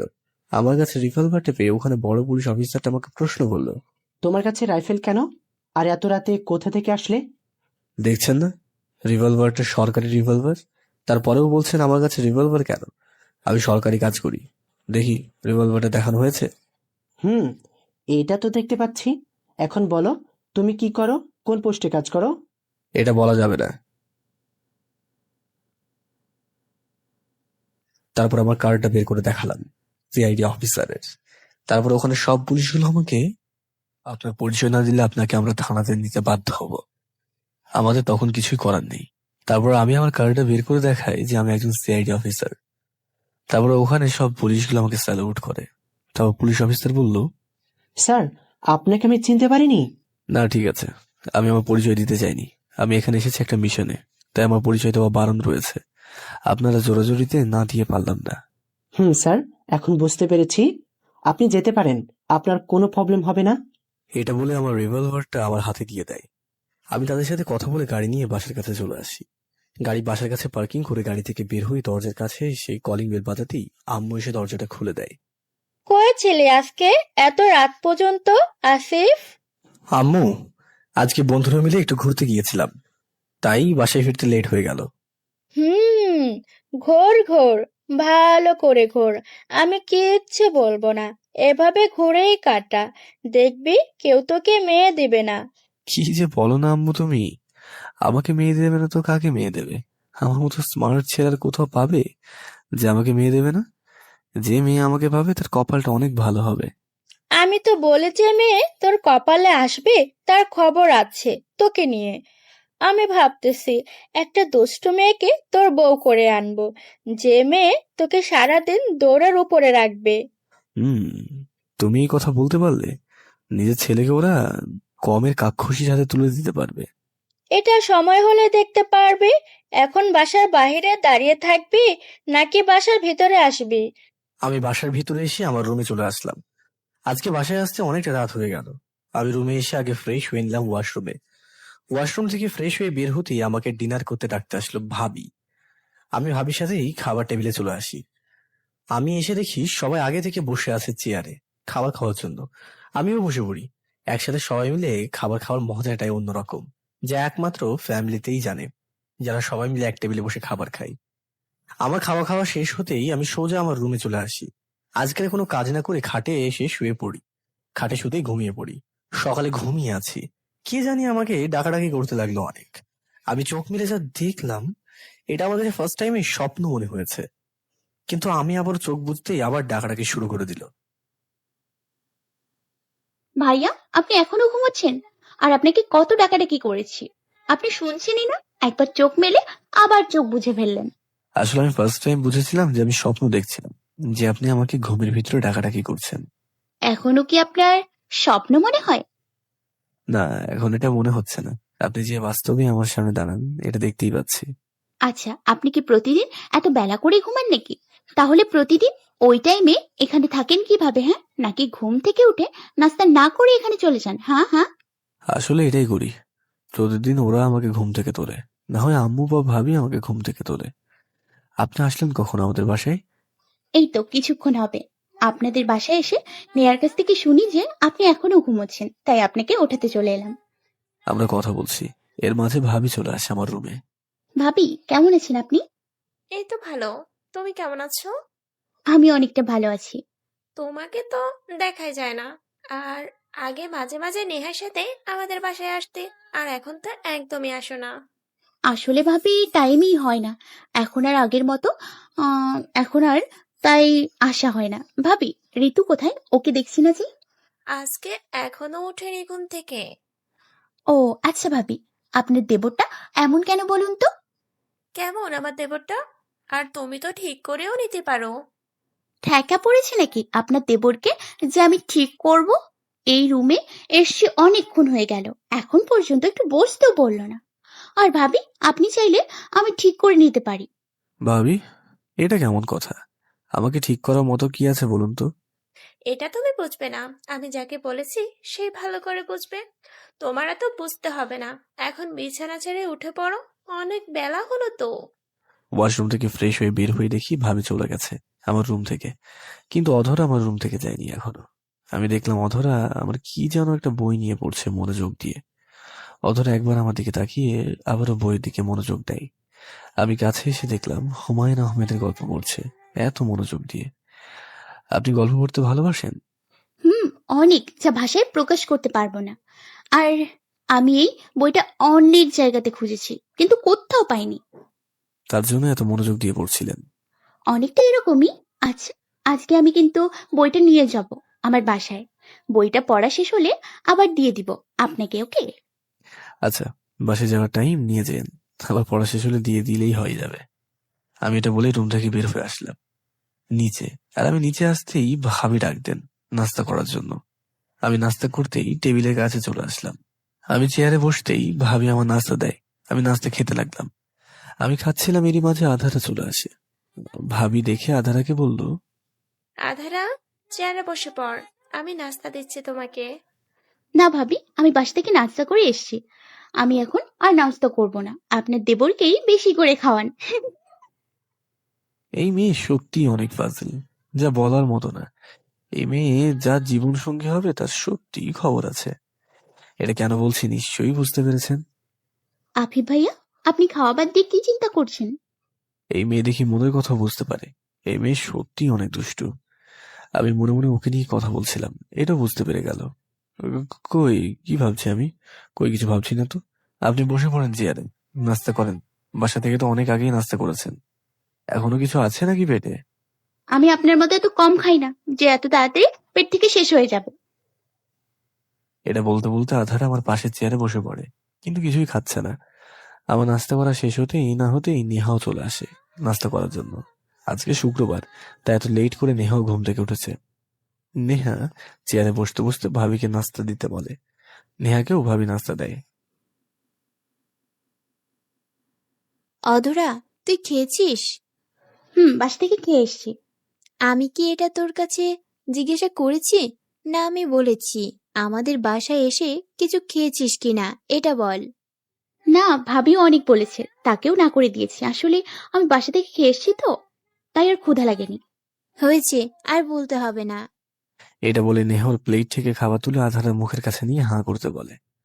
আধারা খাবে না, তারপরেও নেহা জোর করে আধারাকে খাইয়ে দিচ্ছে। আধারও বাধ্য হয়ে খাচ্ছে। আমার খাওয়া শেষ হলেও ওদের দুজনের পাগলামোগুলো দেখতে লাগলাম। ওদের খাওয়া শেষ হবে তার আগে ওখান থেকে উঠে আমার রুমে চলে আসি। রুমে এসে বাইরে যাব বলেই রেডি হয়ে নিচ্ছি। আমি রেডি হয়ে নিচে চলে আসলাম। আম্মুকে বলে বাসা থেকে বের হব। তখনই আধারা পিছু থেকে ডাক দেয়। কই যাচ্ছেন এখন? আপনি দেখছেন না আমাদের বাসায় একজন অতিথি এসছে? তাকে একটু সময় দেবেন আর তার সাথে গল্প করবেন, তা না করে বাসা থেকে বের হয়ে যাচ্ছেন। আমি এত সময় দিই না কাউকে। আমার বাসায় যে আসুক তাতে আমার কি, এখন বাসা থেকে বের হতে হবে। এটা বলে বাসা থেকে বের হয়ে আসি। আমি বাসার বাইরে এসে ওদের কল দিই। ওদের বলতে সিয়ামকে কল দিই। ওর থেকে জেনে নিই ওরা এখন কোথায় আছে। আমি ওর সাথে কথা বলা শেষ হতে একটা রিক্সা নিয়ে ওদের কাছে চলে আসি। ওদের সাথে কিছুক্ষণ ঘুরে দুপুর 12টার দিকে বাসার কাছে এসে দরজা কলিং বেলটা বাজাতে নেহাই এসে দরজাটা খুলে দেয়। আমি বাসার ভিতরে এসে দেখি আধার আর ভাবি ড্রয়িং রুমে বসে টিভি দেখছে। নেহাও চলে যায়। আমি ওখান থেকে আমার রুমে চলে আসি। আমি রুমে ওয়াশরুমে চলে আসলাম। শরীরটা খারাপ লাগছে, তাই গোসল করে নিলাম। গোসল করে ওয়াশরুম থেকে বের হয়ে আমার রুম থেকে নিচে এসে দেখি ভাবির কাছে বসে আছে ঋতু। আধারা কোলে বসে আছে। আজকে বুঝতে পারছি না ঋতু কেন আমি বাসায় আসার পরও চকলেট চাইলো না। আমার কাছেও আসেনি। আমি আর ভাবি কথা বলছি আর টিভি দেখছি, কিন্তু আধারা মোটেও কথা বলছে না। আধারাকে দেখে মনে হচ্ছে মন খারাপ হয়ে আছে। ওর আবার মন খারাপ কেন হলো সেটা তো বুঝতে পারছি না। আমার টিভি দেখে আর গল্প করে লাঞ্চের টাইম হয়ে গেল। অনেকদিন পরে আবার আম্মু রান্না করলো। আমরা টিভির কাছ থেকে উঠে সরাসরি খাবার টেবিলে চলে আসি। আমরা সবাই মিলে একসাথে লাঞ্চ করছি। আধারের দিকে তাকিয়ে দেখি আধারা মাথা নিচু করে খাবার খাচ্ছে। আমি এটা বুঝতে পারছি না আধারা এত ভদ্র কেন হয়ে গেল। আমার খাওয়া শেষ হতেই আমি আমার রুমে চলে আসি। রুমে এসে খাটে শুতে ঘুমিয়ে পড়ি। বিকেলবেলা রাকিবের কলের জন্য ঘুম ভেঙে যায়। আমি ওর সাথে কথা বলা শেষ হতে আমি খাট থেকে উঠে ওয়াশরুমের থেকে ফ্রেশ হয়ে রুম থেকে বের হয়ে আসলাম। আমি নিচে এসে শুনি আধার ওর বাসায় চলে গেছে। সাথে নাকি নেহাও চলে গেছে। রাতে নাকি নেহাকে নিয়ে আসতে হবে। আমাকে এই কথাগুলো বলল আম্মু। আমি আম্মুর কথার উপরে কোনো কথাই বলতে পারি না, তাই রাজি হয়ে যায়। আম্মুকে বলে বাসা থেকে বের হয়ে আসি। বাসা থেকে বের হয়ে বন্ধুদের কাছে চলে আসি। ওদের সাথে ঘুরে রাত 8টার পরে আধারার বাসার কাছে চলে আসি। আধারার বাসার সামনে এসে দরজার কাছে এসে কলিং বেল বাজাতেই আধারা এসে দরজাটা খুলে দেয়। আধারা শুধু ভিতরে আসতে বলল, আর কোনো কথা বললো না আমার সাথে। আমি বাসার ভিতরে আসতে আধারার আম্মু আমার কাছে আসে। আফিফ বাবা, কেমন আছো? ভালো আন্টি, অনেক ভালো আছি। আপনি কেমন আছেন? আমিও ভালো আছি। তুমি দাঁড়িয়ে কেন? বসে পড়ো। নেহা ডিনার না করে বাসায় যেতে পারবে না, আর আপনিও না খেয়ে যেতে পারবেন না। আম্মু আপনাদের জন্য রান্না করছে। আমি আর কোনো কথা বললাম না। জানি আমি এখন কোনো কথা বলে লাভ হবে না, তাই চুপ করেই থাকলাম। আর কথা বুঝতে পারছি না আধার আমার উপরে কেন রেগে আছে। ওর কথা শুনে বুঝতে পারলাম ও অনেক রেগে আছে আমার উপরে। আর কোনো কথা বলছে না, কাজের কথা ছাড়া। আমি আর নেহা ডিনার করে আধার আব্বু আম্মুকে বলে বাসা থেকে চলে আসি আমাদের বাসায়। আমি আমার রুমে এসে ঘুমিয়ে পড়ি। সকালে ঘুম থেকে ওঠার পর একটা কল আসে। আমি আমার ফোনটা রিসিভ করার পরে আমি শুনলাম আজকে নাকি আমার স্যার আসবে, আর আন্ডারে আমি এখানে মিশন এসেছি। তারা নাকি আমাকে আর কয়েকবার কল দিয়েছে, আমি রিসিভ করিনি। আমাকে 10 মিনিটের ভিতরে স্যারের কাছে থাকতে হবে। আমি আর কোনো কথা না বলে ওয়াশরুম থেকে ফ্রেশ হয়ে তাড়াতাড়ি রেডি হয়ে আম্মুকে বলে বাসা থেকে বের হয়ে পড়ি। আম্মু আর ভাবি পিছু থেকে ডাকাডাকি করছিল নাস্তা করে যাবার জন্য, কিন্তু আমার হাতে তো টাইম নেই। আমি বাসা থেকে আমার স্টাফকে কল দিলাম। সেদিন যেখান থেকে আমাকে তুলে নিয়েছিল সেখানে গাড়ি নিয়ে আসতে বললাম। আমি একটা রিক্সা করে ওখানে চলে আসি। আমি এখানে এসে দেখি গাড়ি নিয়েও চলে এসেছে। আমি তাড়াতাড়ি গাড়িতে উঠে বসি। ড্রাইভারকে বলি গাড়িটা জোরে চালাতে। আমার কথা মতো গাড়ি চালাতে লাগলো। আমার স্যারের কাছে আসতে 4 মিনিট লেট হয়ে গেল। আল্লাহ জানে আজকে কি বলে। আমি তার বাসায় দেখা করতে এসেছি। আমি আমার আইডি কার্ড দেখিয়ে ভিতরে চলে আসলাম। তার সাথে দেখা করতে হলে পরিচয় দিয়ে ঢুকতে হয়। আমি বাসার ভিতরে এসে দেখি স্যার কাদের সাথে যেন কথা বলছে। আমাকে দেখে স্যার আমাকে চেয়ারে বসতে বলে। আমি বসে পড়ি, আর স্যারের সাথে যারা কথা বলছিল তাদের চলে যেতে বলে। স্যারের কথা শুনে তারা চলে যায়।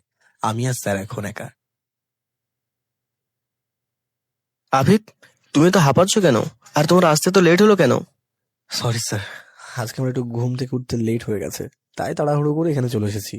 তাই একটু হাঁপাচ্ছি আর কি। হয়েছে আফিফ, তোমার আর হাঁপাতে হবে না। তোমার কাজ কত দূর আগালো এটা বলো। যাক বাবা, বেঁচে গেলাম। স্যার কিছু বললো না আমাকে। এইসব জবে টাইম নষ্ট করা যায় না, টাইম টু টাইম সবকিছুই করতে হয়। এতে 1 সেকেন্ড এদিক ওদিক হয়ে গেলে দুর্ঘটনা ঘটে যেতে পারে। আর কোনো মিশনে যাওয়ার টাইমে তো একদর না হলে তো প্রাণও চলে যেতে পারে। স্যার আবার প্রশ্ন করলো। আফিফ, তোমাকে তো একটা প্রশ্ন করা হয়েছে, চুপ করে আছো কেন? আর কি ভাবছো? না স্যার, তেমন কিছু না, আমার কাজ ভালো এগোচ্ছে। তোমার কাজ তুমি এগিয়ে যাও, আমি তোমার সাথে আছি। আর আজকে আমি তোমাকে এখানে রেখেছি কিছু অফিসারদের সাথে পরিচয় করিয়ে দিতে এখানকার, তাদের তোমার কাজে আসতে পারে।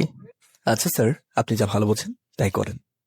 আচ্ছা আফিফ, তুমি একটু বসো এখানে, আমি রেডি হয়ে আসছি এক্ষুনি। এটা বলে স্যার ওখান থেকে উঠে তার রুমে চলে যায়। কিছুক্ষণ পরে রেডি হয়ে স্যার তার রুম থেকে বের হয়ে আসে। স্যার আমাকে নিয়ে বাসা থেকে বের হয়ে আসে। স্যার তার নিজের গাড়িতে করেও কিছু সাইডি অফিসারের কাছে নিয়ে আসে। তাদের সাথে আমার পরিচয় করিয়ে দেন। তাদের সাথে কথা বলতে বলতে দুপুর হয়ে যায়। আমি এক সাইডে গিয়ে আমার পকেট থেকে ফোনটা বের করি। ফোনটা বাসা থেকে বের হওয়াটা আমি অফ করে দিয়েছিলাম, তাই এখন ফোনটা ওপেন করে আম্মুকে কল দিয়ে জানিয়ে দিলাম রাত ছাড়া আজকে বাসায় ফিরতে পারবো না। আমি এটাও বলেছি যে এক বন্ধুর বাসায় এসেছি, তাই রাত ছাড়া যেতে পারছি না। আম্মু কিছু বললো না। আম্মুর সাথে কথা বলা শেষ হতেই আবারও ফোনটা অফ করে পকেটে রেখে দিলাম। আমি তাদের কাছে আবারও চলে আসি। কই ছিলে আফিফ এতক্ষণ? স্যার একটু সাইডে গিয়েছিলাম আম্মুর সাথে কথা বলতে। ও আচ্ছা, চলো লাঞ্চ রেডি হয়েছে, আমি তোমার জন্য দাঁড়িয়ে আছি। আমি আর স্যার চলে আসি লাঞ্চ করতে। আসলে আমি জবে থেকে জবে ঢুকেছি তখন থেকে আমাকে অনেক ভালোবাসে। লাঞ্চ করা শেষ হতে ওখান থেকে বের হয়ে আসি দুজনে। আফিফ, এখন আমাকে ফিরতে হবে, কোনো দরকার হলে অবশ্যই জানাবে। আর তোমাকে এখান থেকে গাড়িতে নিয়ে যাবে, আমি আগেই বলে রেখেছি। আচ্ছা স্যার। তারপরে স্যার চলে গেলেন। স্যার চলে যাওয়ার কিছুক্ষণ পরে গাড়ি এসে হাজির হয়ে আমাকে স্যালুট দিয়ে গাড়িতে উঠতে বসতে বলে। আমি গাড়িতে উঠে বসি। আমাকে যে নিতে এসেছে ওর নাম রিফাত, অনেক ভালো একটা ছেলে। আমি যেখানে মিশনে যাই ওকে সাথে করে নিয়ে যাই। স্যার, কোথায় যাবেন এখন? এখানে তো আসা হয় না, তাই চলো একটু ঘুরেই দেখি। আচ্ছা স্যার, তাই ভালো হবে। অনেকদিন হয়ে গেল আপনাদের সাথে কোথাও ঘুরতে যাই না। এই জেলাতে এসে তো একদমই না। এই শহরটা আমাদের, এখানে সিআইডি এর গাড়িতে ঘুরতে দেখলে প্রবলেম হয়, তাই এখানে বসে সম্ভব না। আসলে আমি রাতে বাসায় ফিরবো বলেছি আম্মুকে, তাই এখানে ঘুরতে বের হয়েছি। আমার পকেট থেকে ফোনটা বের করে ওপেন করে নিলাম। এখানে ঘুরতে ঘুরতে বিকেল 4টা বেজে গেল। এখন আমাকে ফিরতে হবে।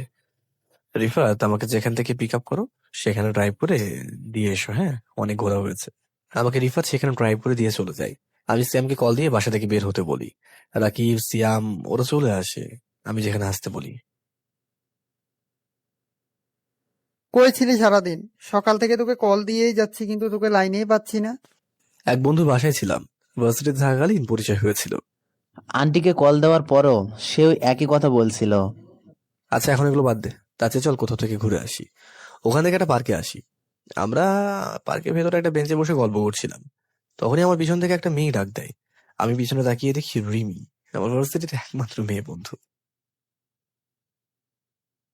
আরে রিমি, তুই এখানে, তাও আবার এই টাইমে? এখানে এক আন্টির বাসায় এসেছি। আর এই মেয়েটা আমার আন্টির মেয়ে। আমি আমার বন্ধুদের সাথে পরিচয় করিয়ে দিই। আর এই সিয়াম, রাকিব সবগুলো আমার বেস্ট ফ্রেন্ড। ভার্সিটি থেকে চলে আসার পর তো আর আমার সাথে কোনো যোগাযোগ রাখলি না। আফিফ, প্রবলেম কি তোর? আরে আমি এখান থেকে বের হয়ে আসার পরে কারোর সাথে যোগাযোগ হয় না, তাই তোর ফোন নাম্বারটা হারিয়ে ফেলেছি। তাই যেদিন থেকে আমার ফোনটা চুরি হয়ে গেছে সেদিন থেকে হারিয়ে গেছে। ও, এই কারণেই তো তোর ফোনে যতবার কল করেছি সুইচ অফ পেয়েছি। আমি তো ভেবেছিলাম আর কখনো দেখা হবে না। ভালো সময় তোর সাথে দেখা হয়েছে। কেন এই কথা বলছিস তুই? তারপর রিমি আমাকে বলল, কারণ সামনের মাসে বিয়ে ঠিক করা হয়েছে। আমার সব বন্ধুদের দাওয়াত দিয়ে ফেলেছি, শুধু তুই ছাড়া। তুই আমার ভার্সিটি লাইফে বেস্ট ফ্রেন্ড ছিলি, তোকে দাওয়াত দিতে পারবো না ভেবেছিলাম, কিন্তু আল্লাহ তোকে আবার ফিরিয়ে দিল। তোর ফ্যামিলির সবার দাওয়াত, তুই সবাইকে নিয়ে যাবি, আর তোর যতগুলো বন্ধু বান্ধবী সবাইকে। তুই আসবি তো আফিফ? শুভকামনা রইল আমার পক্ষ থেকে।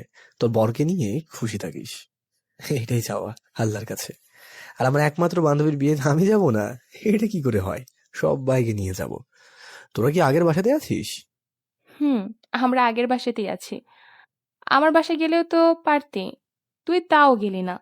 কেন যাইনি এটা এক সময় জানতে পারবি, এখন না হয় ওইগুলো নাই শুনলি। আগে বল, আন্টি আঙ্কেল কেমন আছে? তারা সবাই ভালো আছেন। এখনো তোর কথা স্মরণ করে আব্বু আম্মু। এখন তোর ফ্যামিলির কি খবর বল? এখনো তো তোর বাসায় নিলি না। আমার বাসায় সবকিছু ঠিকঠাক আছে। আর তুই এখানে এসেছিস, কালকে সকাল আমার বাসায় যাবি। আমাদের বাসায় কয়টা দিন বেরিয়ে আসবি, ওকে? কালকে তোর বাসায় যাব। আমি তোর আব্বু আম্মুকে দেখার অনেক শখ, সামনাসামনি দেখার। জানি এটা। সিয়াম ভাইয়া, আফিফকে নিয়ে যাই, একটু প্রবলেম হবে আপনাদের। না, অনেকদিন পর আপনাদের দেখা হয়েছে, এখন তো ওকে ছাড়তেই হবে। ধন্যবাদ আপনাদের। আচ্ছা আফিফ, চল আমার সাথে। তারপরে রিমি আমার হাত ধরে ওখান থেকে নিয়ে আসলো। সারা বিকেলবেলা ওর সাথে ঘোরাঘুরি করলাম। ঘোরাঘুরি করে রেস্টুরেন্ট থেকে কফি খেলাম। আমি, রিমি আর ওর আন্টির মেয়ে। কখন যে সন্ধ্যা হয়ে গেল টেরই পেলাম না। রিমিকে ওর আন্টির বাসায় নামিয়ে দিয়ে রিক্সা করে বাসায় ফিরছি। আজকে আপনাদের কাছে ভার্সিটি শেষ হবার পরে একটা বছর কোথায় ছিলাম, এটা কার কার জীবনে ঘটুক আর না ঘটুক, আমার জীবনে ঘটেছিল। আমার ভার্সিটির এক্সাম শেষ হওয়ার পরে কিছুদিন পরে বাড়ি ফিরে আসতে চেয়েছিলাম। এক্সাম শেষ, দেখা পরের দিন। সব বন্ধুরা আড্ডা দিতে দিতে রাত হয়ে গিয়েছিল, তাই ওরা ওদের বাসায় চলে গিয়েছিল। তাই আমিও একটা রিক্সা করে একা একা বাসায় ফিরছিলাম। দেখলাম রাস্তার মাঝে একটা লোককে কিছু মানুষ, তার ভিতরে একটা মানুষ ওই লোকটার দিকে বন্দুক তাক করে আছে, সেই লোকটার দিকে। এটা দেখেছে আমাকে রিক্সা চালিয়ে নিয়ে যাচ্ছিল, সে আমাকে একা রেখে পালিয়ে যায়। আমি এখন কি করবো সেটা বুঝতে পারছিলাম না। আমার সামনে একটা মানুষকে এইভাবে মেরে ফেলবে, এটা তো আমি হতে দিতে পারি না। তাহলে কিছুতেই নিজেকে ক্ষমা করতে পারবো না। না, আমি এমনিতেই অনেকটা সাহসী ছেলে, তাই আমি রিক্সা থেকে নেমে পড়ি লোকটাকে বাঁচাতে। আমি কি করব না করবো এটাই ভেবে পাচ্ছি না। আচমকা আমি পকেটের কাছে হাত দিয়ে আমার ফোনটা বের করে যে বন্দুক তাক করে আছে তার মাথাতে ফোনটা দিয়ে মেরে দিই। আমি কাছে গিয়ে ওদের মারতে শুরু করে দিই। ওরা আমার সাথে না পেরে সবগুলো ওখান থেকে পালিয়ে যায়। ওই লোকটা আমার কাছে এসে দাঁড়ায়, যে লোকটাকে মারতে চেয়েছিল। আঙ্কেল, আপনাকে ওরা মারতে চেয়েছিল কেন? কারণ আমি একজন সিআইডি অফিসার, ওদের ভিতরে এক ভাইকে আমি গ্রেপ্তার করি, তাই আমাকে এভাবে একা ভাই মারতে চেয়েছিল। তুমি কে আর এত রাতে কোথায় যাচ্ছিলে? আফিফ ইসলাম, এক্সাম শেষ তাই বলে বন্ধুদের সাথে আড্ডা দিয়ে বাসায় ফিরছিলাম। তাহলে তোমার পড়ালেখা শেষ? আমার অনার্স শেষ হলো। জব করবে সিআইডিতে? তোমার মতো সাহসী ছেলে দরকার সিআইডিতে। তোমার মতো সাহসী ছেলে আমি কমই দেখেছি। আমি কিছু না ভেবে রাজি হয়ে যাই। আমার এত পড়াশোনা, সাহস সবকিছু কাজে লাগাতে চাই, দেশের জন্য কিছু করতে চাই। লোকটা আমাকে একেবারে সিআইডি অফিসারের জবের ব্যবস্থা করে দেয়। তার একটা কার্ড দিয়ে যায় আর বলে তার সাথে যেন কালকে দেখা করি, আর বলে যে ফোনটা গেছে, ওই ফোনটা কিনে দেবে। এটা বলে সে গাড়ি নিয়ে চলে যায়। আমি ওখান থেকে বাসায় চলে আসি। ওই লোকটা হলো আমার স্যার, যার সাথে আজকে দেখা করে আসলাম। আমি পরের দিনই তার সাথে দেখা করি। সে সবকিছু ব্যবস্থা করে ফেলে, আমার ফোনটাও দিয়ে দেয়। কিন্তু কারো নাম্বার ছিল না আমার কাছে। আমার একটা বদ অভ্যাস, আমি কারো নাম্বার মুখস্থ করে রাখি না। শুধু আমার নাম্বারটা মনে ছিল। আমি ট্রেনিং এ চলে যাই। আমার 6 মাস ট্রেনিং শেষ হতেই আমাকে একটা শহরে পোস্টিং করা হয়। আমি ওখানে জব করতে থাকি। আমাকে ওখানে একটা মিশন দেওয়া হয়। আমি মিশনটা ভালোভাবেই শেষ করি। সেখান থেকে আমাকে আমার জেলাতে একটা মিশন দেয়, যেটা এখনো চালিয়ে যাচ্ছে। আপনাদের এত কিছু বলতে বলতে বাসার কাছে চলে আসি। দরজায় কলিং বেল বাজাতে ভাবি দরজাটা খুলে দেয়। ভাবি কিছুই বললো না আজকে। আমি বাসার ভিতরে এসে সরাসরি আমার রুমে চলে আসি। রুমে এসে ওয়াশরুম থেকে ফ্রেশ হয়ে নিই। আগে ওয়াশরুম থেকে বের হয়ে দেখি আমার ফোনটা বাজছে। আমি ফোনটা হাতে নিয়ে দেখি অচেনা একটা নাম্বার থেকে কল দিয়েছে। আমি রিসিভ করি। ওপাশ থেকে একটা মেয়ের কণ্ঠ ভেসে আসে। আমি কণ্ঠটা চিনতে ভুল হলো না, মেয়েটা হলো রিমি। রিমি যাওয়ার আগে আমার ফোন থেকে নাম্বারটা দিয়ে গিয়েছিল। কি রে, বাসায় ফিরেছিস? মাত্র বাসা থেকে ফ্রেশ হয়ে নিলাম। ওয়াশরুম থেকে এসে দেখলাম তুই কল দিয়েছিস, সাথে সাথে রিসিভ করলাম। ওর সাথে কিছুক্ষণ কথা বলে রেখে দিই। আমি খাটে হেলান দিয়ে বসে আছি, তখনই ভাবি ডিনার করতে ডাকতে আসলো। আমি উঠে ডিনার করতে টেবিলে আসি। একসাথে সবাই মিলে ডিনার করতে বসলাম। আমার ডিনার করা শেষ হলে আমি উঠে আমার রুমে চলে আসি। রুমে এসে খাটে শুতেই ঘুমিয়ে পড়ি। প্রতিদিনের মতো সকালে উঠে আজকে নাস্তা করে বাসা থেকে বের হয়ে কলেজের সামনে বসে আড্ডা দিচ্ছি। কিছুক্ষণ পরে দেখলাম আধার আমাদের সামনে এসে দাঁড়ালো। রাকিব ভাইয়া, সিয়াম ভাইয়া কেমন আছেন? জি, আমরা সবাই ভালো আছি। তুমি কেমন আছো বলো? আমি অনেক ভালো আছি। আমি আবার কার জন্য মন খারাপ করে থাকবো? কিছুক্ষণ এখানে দাঁড়িয়ে থেকে ওদের সাথে গল্প করে কলেজ টাইম হওয়ার সাথে সাথে কলেজে চলে যায়। কিন্তু আধার আজকে একবার আমার সাথে কথা বললো না। ওকে দেখে মনে হচ্ছে আমাকে চেনি না। আমাকে আজকে ফার্স্ট টাইম দেখেছে, এর আমি কখনো দেখেইনি। আধারা মনে হয় আমার উপর প্রচুর রেগে রয়েছে। তা না হলে যে মেয়ে কলেজে যাবার টাইমে আমার সাথে কথা না বলে যেত না, ওই দিন আমাদের বাসায় আসার পর থেকেই কেন জানি রেগে রেগে আছে। আমি এত কিছু ভাবছি কেন? ওর ব্যাপারে কথা বলুক আর না বলুক তাতে আমার কি? আমি কেন ওর কথা ভাববো? আমি এগুলো মনে মনে ভাবছিলাম, তখনই আমার ফোনটা বেজে ওঠে। আমি পকেট থেকে ফোনটা বের করে দেখলাম রিমি কল করেছে। আমি সাথে সাথে রিসিভ করি।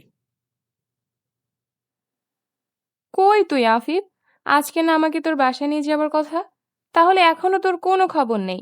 নাকি আমাকে তোর বাসায় নিতে চাচ্ছিস না? না নিতে চাইলে বলে দে, আমি যাব না।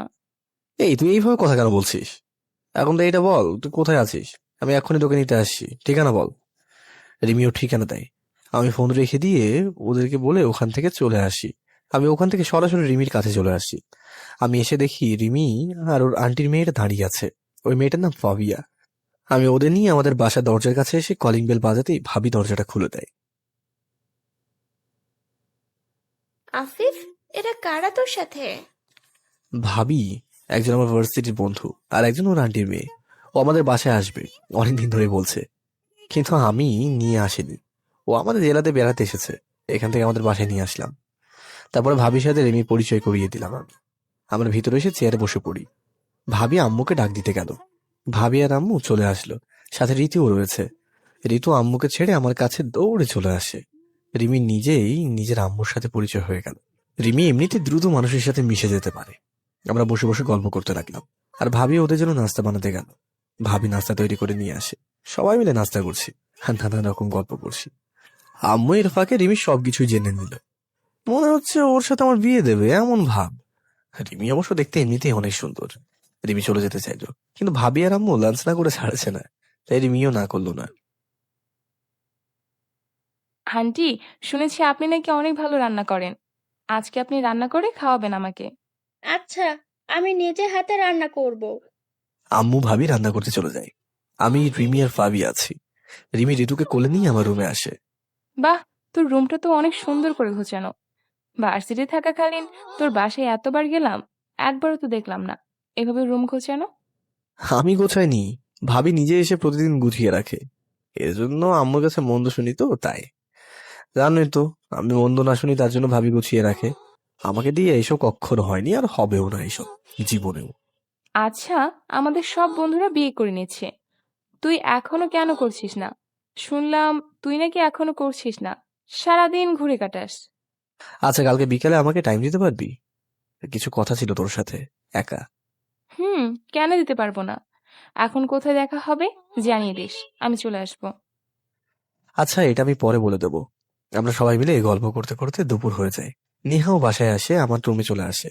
নেহাও রিমির সাথে পরিচয় হয়ে যায়। রান্না করতে করতে লাঞ্চের টাইম হয়ে যায়। ভাবি আমাদের লাঞ্চ করতে ডাকে। আমরা সবাই খাবার টেবিলে চলে আসি, সবাই একসাথে খাবার খেতে থাকি। রিমির খাওয়া শেষে আম্মু রান্নার অনেক প্রশংসা করলো। খাওয়া শেষ হতে রিমি আমার সাথে আমার রুমে আসে। রিমি ফাবি আমার খাটে শুয়ে পড়ে। আমি চেয়ারে বসে বসে ফোন টিপতেছিলাম। কিছুক্ষণ পরে চেয়ে দেখলাম ওরা দুজনে ঘুমিয়ে পড়েছে। আমি রুম থেকে বেরিয়ে অন্য রুমে এসে শুয়ে পড়লাম। বিকেলে রিমির ডাকে আমার ঘুম ভাঙলো। আমার ঘুম ভাঙার পরে, আফিফ, এখনো ঘুমাচ্ছিস? আমাকে বাসায় দিয়ে আসবি না, নাকি রাতেও রাখবি? আমাকে তোর বাসায়? তোর ইচ্ছে হলো থাকতে পারিস, আমি তো তোকে আর মানা করছি না। হয়েছে, আর কথা না বলে তুই উঠে আমাকে বাসায় নামিয়ে দিয়ে আয়। আমি রেডি হয়ে আছি। আমি উঠে ওয়াশরুম থেকে ফ্রেশ হয়ে রিমির কাছে চলে আসি। রিমি আম্মু ভাবি নেহাকে বলে বাসা থেকে বের হয়ে আসে। বাসা থেকে বের হয়ে এসে আমি গাড়ি বের করলাম। গাড়িতে করে রিমির বাসায় চলে আসি। ওরা দুজনে বাসার সামনে নেমে যায়। ফাবিয়া আমাকে অনেক জোর করলো ওর বাসায় যাওয়ার জন্য। অন্য একদিন আসবো এটা বলে আমি গাড়ি নিয়ে চলে আসি। আবার বাসায় ফিরে আসি। ওদের বলে দিই আজকের বাসা থেকে বের হব না। আমি বাসায় এসে ঋতুকে নিয়ে ছাদে আসলাম। ছাদে বসে ওর সাথে দুষ্টুমি করতে করতে সন্ধ্যা হয়ে গেল। সন্ধ্যার পরে আমি আর ঋতু রুমে চলে আসি ঋতুকে নিয়ে। ঋতুকে আমার রুমে নিয়ে আসার কিছুক্ষণ পরে ঘুমিয়ে পড়ি। ভাবি আমাকে ডিনার করতে ডাকতে এসে ঋতুকে আমার রুম থেকে নিয়ে যায়। আমি খাবার টেবিলে এসে দেখি সবাই বসে আছে। সবাই মিলে একসাথে ডিনার করে আমি আমার রুমে এসে ঘুমিয়ে পড়ি। সকালে উঠে আজকে নাস্তা না করেই বের হয়ে আসি। প্রতিদিন যেখানে বসে আড্ডা দিই সেখানে সবাই চলে আসি। কলেজের সামনে আমি এসে ওদের সাথে বসতেই আফিফ, আমি আর প্রতিদিন টাইম দিতে পারবো না। কেন, তোর আবার কি হলো যে হঠাৎ এই কথা বলছিস? কালকে থেকে অফিসে যেতে হবে। অনেক তো হলো, এখন আব্বুকে একটু শান্তি দেই। তাই চিন্তা করলাম আমি সব দেখাশোনা করব অফিসের। এটা তুই ঠিক বলেছিস। আঙ্কেল অনেক কষ্ট করে অফিসটা এত দূরে এনেছেন। এখন তোর উচিত তার সবকিছুই ঠিক রাখা। আমিও তোর সাথে একমত। তুই কালকে থেকে অফিসে যাওয়া শুরু কর। আর মেয়েটাও এর এতদিন তোর জন্য ওয়েট করবে। বিয়েটাও করে ফেল। রাকিব, আফিফ ঠিক বলেছে। আমিও ভাবছি একটা জব করব। আর কত বাবার টাকা নষ্ট করব। আফিফও এখন আর না ঘুরে একটা জব কর। চাইলে আমার অফিসে জয়েন করতে পারিস। না, বন্ধুর মাঝে এখনো বিজনেসে কিছু টানতে হয় না। বন্ধুদের মাঝে যদি কোনো অর্থনৈতিক কিছু ঢুকে গেলে সেখানে বন্ধুত্ব খুব কমই থাকে। 100% ভিতরে 80% বন্ধুত্ব নষ্ট হয়ে যায়। আর সেটা আমি চাই না। তাই আমি তোদের অফিসে জব করতে পারবো না। অন্য সবার বেলায় হলেও আমাদের বেলায় হবে না। থাক দোস্ত, আমি অন্য কোথাও জবের চেষ্টা করব। আচ্ছা, তুই যা ভালো বুঝিস তাই কর। আমরা কথা বলছি, তার মাঝে আধারা আর ওর কিছু বান্ধবী আমাদের কাছে এসে দাঁড়ায়। শুনলাম কার বাসায় নাকি বান্ধবীকেও নিয়ে যাওয়া হয়। সে নাকি কাউকে টাইম দেয় না তার বাসায় গেলে। তাহলে কালকে কিভাবে দিল? বুঝতে পেরেছি, আধারা এই কথাগুলো আমাকেই বলেছে। আধারা আমাদের বাসায় যাওয়ার পরে আমি এই কথা বলেছিলাম। আমি কাউকে টাইম দিই না আমাদের বাসায় আসলে। আমি এখন বুঝতে পারলাম আধারা কেন আমার উপরে রেগে আছে। কার বাসায় কে বান্ধবী নিয়ে গেল? আধরা আবার কাকে কে টাইম দিল? আমি যাকে বলেছি সে খুব ভালো করেই বুঝতে পেরেছে। আর আপনি জানেন না যে আফিফ ভাইয়ার বাসায় তার বান্ধবীকে নিয়ে গেছিল কালকে? আমার বাসার কালকে যে রিমি আসবে এটা ওরা জানে। এটা তো জানতাম যে আফিফের বাসায় ওর বান্ধবী রিমি আসবে, কিন্তু টাইম দেওয়া না দেওয়া এটা বুঝলা না। সিয়াম, এটা তোর বুঝতে হবে না। আর কিছু বলার আগে আপনার আমার বান্ধবীকে টাইম দেবো নাকি দেবো না এটা আপনাকে কেন বলবো? আপনি কি আমার পার্সোনাল জিনিস জানবার? আমারই ভুল আপনার সাথে এভাবে কথা বলা। কেন যে আপনার সাথে আগ বাড়িয়ে কথা বলি আমি নিজেই বুঝি না। এটা বলে আধারা চলে যায় কলেজের ভিতরে। আফিফ, মেয়েটা মনে হয় তোকে পছন্দ করে। তুই এভাবে কথা না বললেও পারিস, মেয়েটা অনেক ভালো। তুই ওর সাথে প্রেম করতে পারিস যদি আধারা চায়। আমরা কথা বলে দেখি তোকেও পছন্দ করে কিনা। না, তোরা এটা করিস না। আধারা যদি পছন্দ করে তাহলে ও নিজে থেকেই বলবে। ওদের কাউকে বলতে হবে না। তুই জানিস না মেয়েদের বুক ফাটে, তবু মুখ দিয়ে কিছু বলতে পারে না ছেলেদের। আচ্ছা বাদ দিয়ে এগুলো। আমি কিছু বলতে যাব তখনই আমার ফোনে একটা কল আসে। আমি পকেট থেকে বের করে দেখলাম আমার টিম থেকে কল করেছে রাহাত। আমি ওদের কাছে থেকে একটু দূরে গিয়ে ফোনটা রিসিভ করি। বলুন রাহাত, কি হয়েছে? কোনো খবর আছে কিনা? স্যার, আমাদের একজন ইনফরমেশন দিল কিছু, আপনাকে জানানোর জন্য কল করছি। তারপরে তার থেকে ইনফরমেশন গুলো জেনে নিলাম। তারপর ফোনটা রেখে দিলাম। তারপরে আবার ওদের কাছে চলে আসলাম।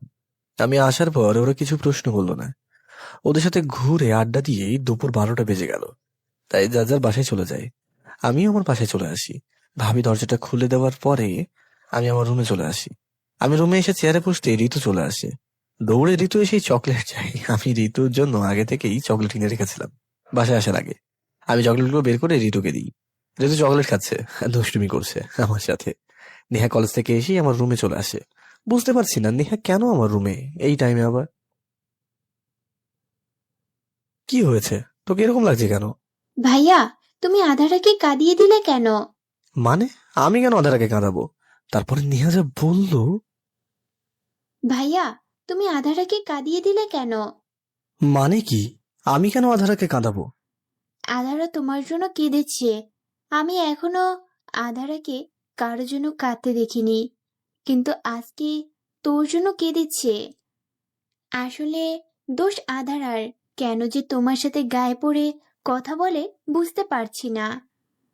ছেলেরা ভাবে মেয়েরা ইচ্ছায় বা গায়ে পড়ে যদি ছেলেদের সাথে কথা বলে সে মেয়ে ভালো না, তার চরিত্র খারাপ, আর নানা রকম কথা বলে। আর ছেলেরা বলে দোষ থাকে না। আবার অন্যদিকে ছেলেরা একটা মেয়েকে প্রপোজ করলে সেটা রাইট।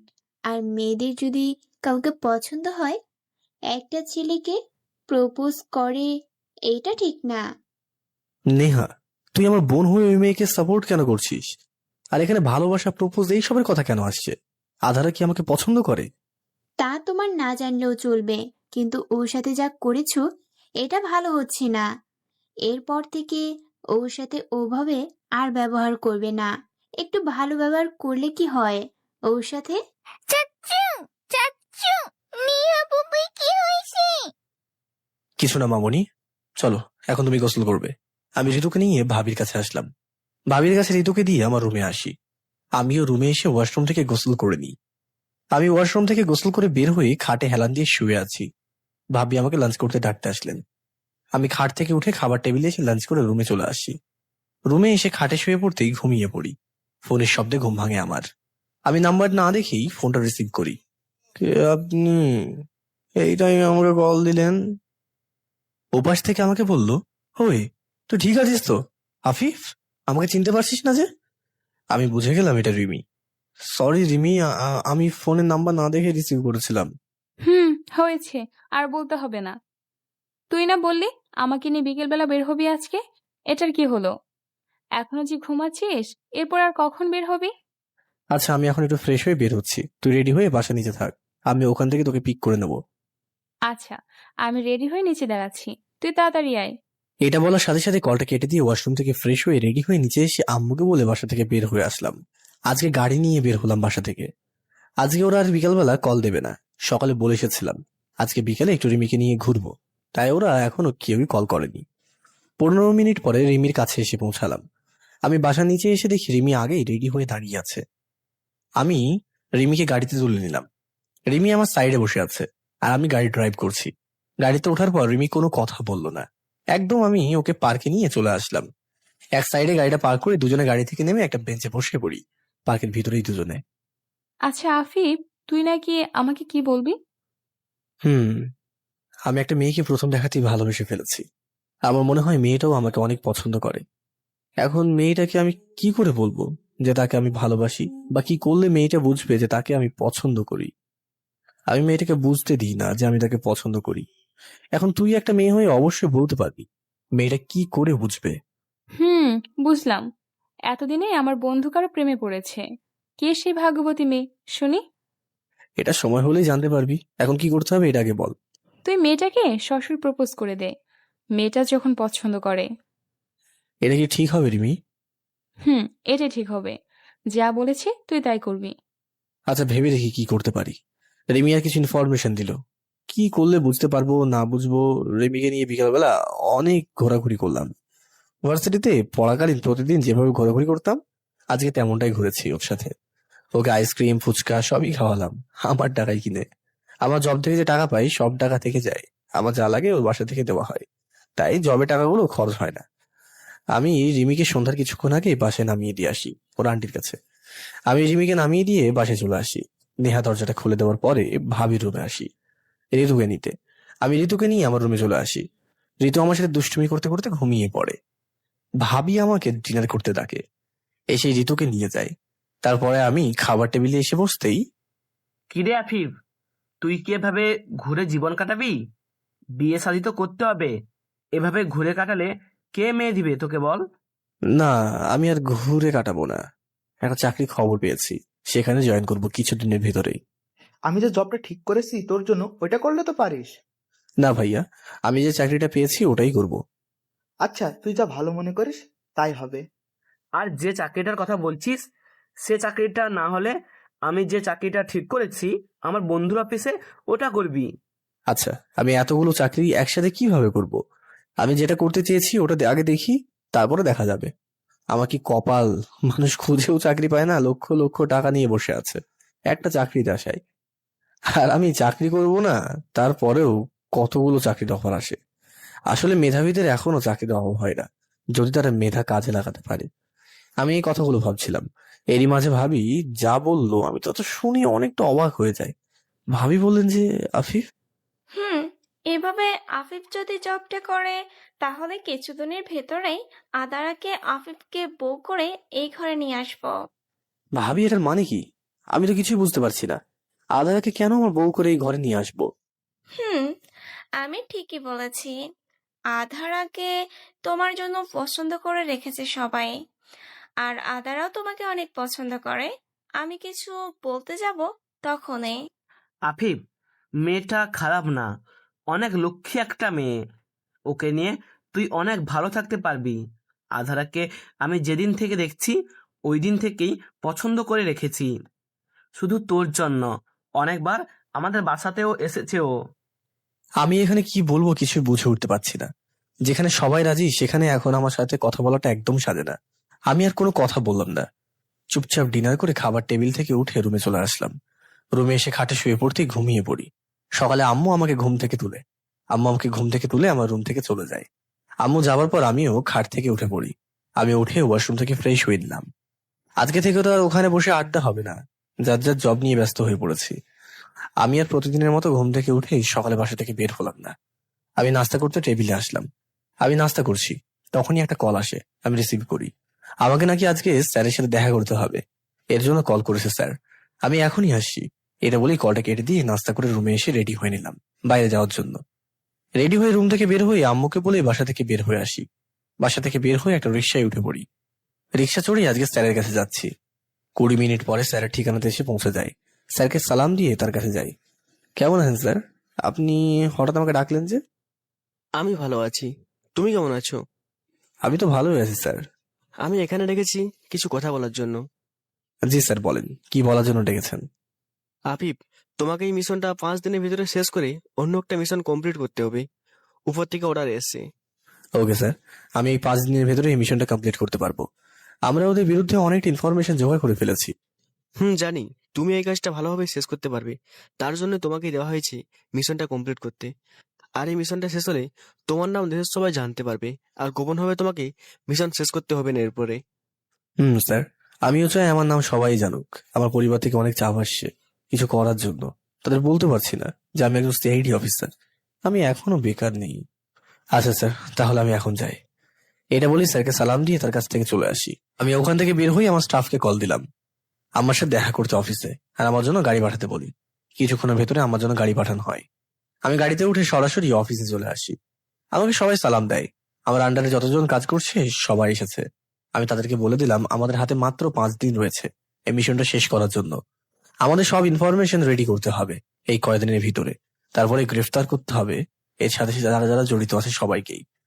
আমি সবকিছুর ফাইলগুলো দেখতে দেখতে দুপুর হয়ে যায়, তাই আমি তাদের বুঝিয়ে দিয়ে বাসায় চলে আসি আর বলে আসি বিকালবেলা আবার দেখা করব। আমি অফিস থেকে বের হয়ে রিক্সা নিয়ে বাসায় চলে আসি। ভাবি দরজাটা খুলে দেওয়ার পরে আমি সরাসরি আমার রুমে এসে ওয়াশরুম থেকে গোসল করে নিই। আমি গোসল করে ওয়াশরুম থেকে বের হতেই আম্মু লাঞ্চ করতে ডাকতে আসলো। আমি আম্মুর সাথে চলে আসি খাবার টেবিলে। আমার খাওয়া শেষ হতে টেবিল থেকে উঠে রুমে এসে খাটে শুতেই ঘুমিয়ে পড়ি। বিকেলে রিমির ফোন দেওয়ার কারণে ঘুম থেকে জেগে যায়। রিমি ওর সাথে দেখা করতে বলে, কিন্তু আজকে দেখা করতে পারবো না বলে ফোনটা রেখে দিই। আমি উঠে তাড়াতাড়ি ফ্রেশ হয়ে রেডি হয়ে বাসা থেকে বের হয়ে সকালের মতো রিক্সা নিয়ে অফিসে চলে আসি। স্টাফদের সাথে নানান বিষয় নিয়ে কথা বলি। আমি সন্ধ্যার পরে বের হয়ে বাসায় চলে আসি। বাসায় এসে আমার রুমে আসার সাথে সাথে ঋতু চলে আসে। আজকে আমার কাছে আসার টাইম পাইনি বলে এখন আমার কাছে চকলেট চাই। আমি ওর জন্য দুপুরে চকলেট নিয়ে আসছিলাম, কিন্তু দেওয়া হয়নি। আমি সেইগুলো এনে ঋতুর হাতে দিই। ঋতু চকলেট খাচ্ছে, আমার সাথে দুষ্টুমি করছে। আমি ঋতুর সাথে দুষ্টুমি করছি। এর মাঝে আমার ফোনে একটা অচেনা নাম্বার থেকে কল আসে। আমি রিসিভ করতেই কথা বলছে না। কিছুদিন ধরেই অচেনা নাম্বার থেকে কল দিচ্ছে, কিন্তু ফোনটা রিসিভ করলে আর কোনো কথা বলছে না। আমি কথা বলে না দেখেই ফোনটা রেখে দিই। ঋতু আমার সাথে দুষ্টুমি করতে করতে ঘুমিয়ে পড়ে। ভাবি আমাকে ডিনার করতে ডাকতে আসে। ঋতুকে নিয়ে যায় আমার রুম থেকে। আমি রুম থেকে বের হয়ে খাবার টেবিলে চলে আসি। সবাই মিলে একসাথে ডিনার করে আমি আমার রুমে চলে আসি। আমি রুমে এসেই খাটে শুতেই ঘুমিয়ে পড়ি। সকালে আমি ঘুম থেকে জেগে যা দেখলাম, আমি দেখে এক প্রকার ভয়ই পেয়ে যাই। আমি ঘুম থেকে যেয়ে দেখি আধারা আমার সামনে দাঁড়িয়ে রয়েছে। আমি বুঝতে পারছি না আধারা এত সকালে আমাদের বাসায় কেন, আর বাসায় আসলো আমার রুমে কেন। সেদিনকে আমি যা বলেছি তার জন্য নাকি কান্নাও করেছে। আবার সেই মেয়ে নিজে থেকেই আমার কাছে, তাও আবার আমার রুমে। আমি তো কিছুই বুঝতে পারছি না এই মেয়ে আমার কাছে কি চায়। যত দূরে সরিয়ে দিতে চায় এই মেয়ে ততটাই আমার কাছে চলে আসে। আমি ভাবনা থেকে বের হয়ে আসি। আপনি কি সত্যিই আমার রুমে এসেছেন এত সকালে? কেন, কোনো সন্দেহ আছে নাকি আপনার? আর বিশ্বাস না হলে আমাকে চিমটি কেটে দেখতে পারেন। সত্যি আমি আপনার কাছে এসেছি কিনা তার প্রমাণ পেয়ে যাবেন। না, তার আর প্রয়োজন নেই। আমার কথা যখন উত্তর দিচ্ছেন তাহলে আপনি সত্যিই আমার চোখের সামনে দাঁড়িয়ে আছেন। স্বপ্নে মানুষ যাই করুক না কেন এইভাবে তো প্রশ্নের উত্তর দিতে পারে না। কিন্তু আপনি এত সকালে আমার রুমে কেন? কেন, এত সকালে কি আপনার রুমে আসা বারণ আছে নাকি কারো? না, কিন্তু একটা অচেনা মেয়ে এত সকালে একটা অচেনা ছেলের রুমে আসবে কেন? এটা কেমন দেখায় না? তো এসে যখন পড়েছেন এই চেয়ারে বসে পড়ে। আধারে কিছু না বলে চেয়ারে বসে পড়ে। আচ্ছা, আপনাদের এখন আর কলেজের সামনে আড্ডা দিতে দেখি না কেন? আপনি বা আপনার কোনো বন্ধুদেরও না? আসলে আমি যাদেরকে নিয়ে ওখানে বসে আড্ডা দিতাম সবাই জবে ঢুকে গেছে। তারা এখন তাদের জীবনের কিছু করার জন্য ব্যস্ত হয়ে পড়েছে। শুনলাম আপনিও নাকি জবে জয়েন করেছেন। কে বলেছে এই কথা? নিশ্চয়ই নেহা বলেছে। তাহলে নেহার কাছ থেকে আমার সব খবর নেওয়া হয়, তাই তো? কেন নেওয়া হয় সেটা জানতে পারি কি? এখনো যদি বুঝতে না পারেন তাহলে আমার কিছুই করার নেই। আপনি এতটা মেধাবী হয়েও বুঝতে পারেন না একটা মেয়ে একটা ছেলের কাছে কি চায়? আমি বুঝতে পারি না। আপনি যা চাইছেন সরাসরি বলে দিন। না থাক, আপনার জানতে হবে না। আমি কিছু না বলে খাট থেকে উঠে পড়লাম। আচ্ছা, আপনার কিছু বলতে হবে না। এখন আর আমাকে ফ্রেশ হতে হবে। আমার একটু কাজ আছে, বাসা থেকে বের হতে হবে। এটা বলেই আমি আধারের কোনো কথা না শুনে ওয়াশরুমে চলে আসলাম। আমি ওয়াশরুম থেকে বের হয়ে দেখি সেই দিন যে বই এটা পড়েছিল সেই বইটা পড়ছে। সেদিনকে আমার উপরে রাগ করে বইটাও নেয়নি। আপনি সেই দিন বইটা নেননি কেন? ওই দিনের কথা বাদ দিন, আজকে কিন্তু আমি বইটা নিয়ে যাব। আচ্ছা, আজকে নিয়ে যেন। আমার পড়া শেষ অনেক আগেই। আমার কোনো প্রবলেম নেই এখন বই নিলে। আমি নাস্তা করব, আমার বাসা থেকে বের হব। আপনি চাইলে রুমে থাকতে পারেন। এটা বলে আমি নাস্তা করতে টেবিলে চলে আসি। আমি নাস্তা করছি, কিছুক্ষণ পরে আধারা আর নেহা এসে চেয়ারে বসে পড়ে। আজকে আধারা নিজে থেকেই নাস্তা করছে। আমার নাস্তা করা শেষ হতেই আমি আমার রুমে এসে রেডি হয়ে নিই অফিসে যাওয়ার জন্য। আমি রেডি হয়ে নিচে চলে আসি। নিচে এসে দেখি আধারা, ভাবি, নেহা বসে বসে গল্প করছে। আমি আধারার পাশে সাইডে বসে পড়ি। আমি আধারা কানের একটু কাছে গিয়ে বললাম, আজকে বিকেলবেলা আমার সাথে দেখা করতে পারবে কিনা? আমি বলতে আধারা চিৎকার দিয়ে ধরে। আমি মানা করে দিই। আধারাও আমার কানের কাছে এসে বলে রাজি, আর বলে আমি যেন বাসায় নিচে বলে যাই 4টায়, জাস্ট টাইমে। আমি হ্যাঁ বলে ওখান থেকে উঠে আম্মুকে বলে বাসা থেকে বের হয়ে আসি। আমি বাসার বাইরে এসে একটা রিক্সা ডাক দিয়ে রিক্সায় উঠে অফিসে চলে আসি সরাসরি। আমি অফিসে এসে দেখি সবাই চলে এসেছে আগে থেকেই। আমি অফিসে ঢোকার পরে আমাকে সবাই সালাম দেয়। আমি সবাইকে রেডি হতে বলি, অফিস থেকে বের হতে হবে। আজকে অনেক মিশন রয়েছে। সবাই যা যা প্রশিক্ষণ নিয়ে নিল। আমি 7 জনকে নিয়ে বের হলাম ওদের নিয়ে, গাড়ি নিয়ে একজনকে গ্রেফতার করতে। যাকে গ্রেফতার করতে এসেছি তিনি একজন নাম করা ড্রাগস ব্যবসায়ী, আর অনেক ক্লেম আছে তার নামে। তার বাসা থেকে তাকে গ্রেফতার করে নিলাম। তাকে নিয়ে অফিসে চলে আসি সরাসরি। আজকে কোনো মিশন নেই, তাই সবাই বাসায় চলে আসি। সবকিছু গুছিয়ে বাসায় আসতে 2টা বেজে গেল। আমি বাসায় এসে সরাসরি আমার রুমে এসে ওয়াশরুম থেকে গোসল করে অনেক ক্ষুধা লেগেছে, তাই খাবার টেবিলে চলে আসি। আমি খাবার টেবিলে আসলেই ভাবি আমাকে খাবার দেয়। ভাবি, ঋতু কই? কিছুক্ষণ আগে ঘুমিয়ে পড়েছে। আমি আর কোনো কথা না বলে খাওয়া শেষ হতেই আমার রুমে এসে ফোনের শব্দে আমার ঘুমটা ভেঙে গেল। আমি ফোনটা হাতে নিয়ে দেখি সে অচেনা নাম্বার থেকে কল এসেছে। আমি কলটা রিসিভ করি। কলটা রিসিভ করার পরে ওপাশ থেকে শুনলাম একটা মেয়ের কণ্ঠ। তা আবার মেয়েটা আধারা। তাহলে আধারা আমাকে এতদিন কল দিত কিন্তু কথা বলতো না। আজকে বুঝতে পারলাম কল রিসিভ করার পরেও কেন কথা বলতো না ওই অচেনা নাম্বার থেকে।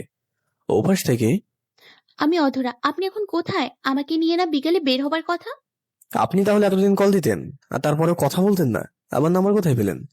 আপনার নাম্বার আমার ভাবির কাছ থেকে নিয়েছিলাম, আর এতদিন কথা বলার সাহস পাইনি তাই কথা বলিনি, শুধু আপনার কণ্ঠ শুনতাম কল দিয়ে। তাহলে আজকে এত সাহস কোথায় পেলেন? এটা আমি নিজেও জানি না আজকে আমার এত সাহস কোথা থেকে এলো। এখন বলেন, আপনি এখন কোথায়? আমি তো ঘুমাচ্ছিলাম। কেন? কেন আবার কি?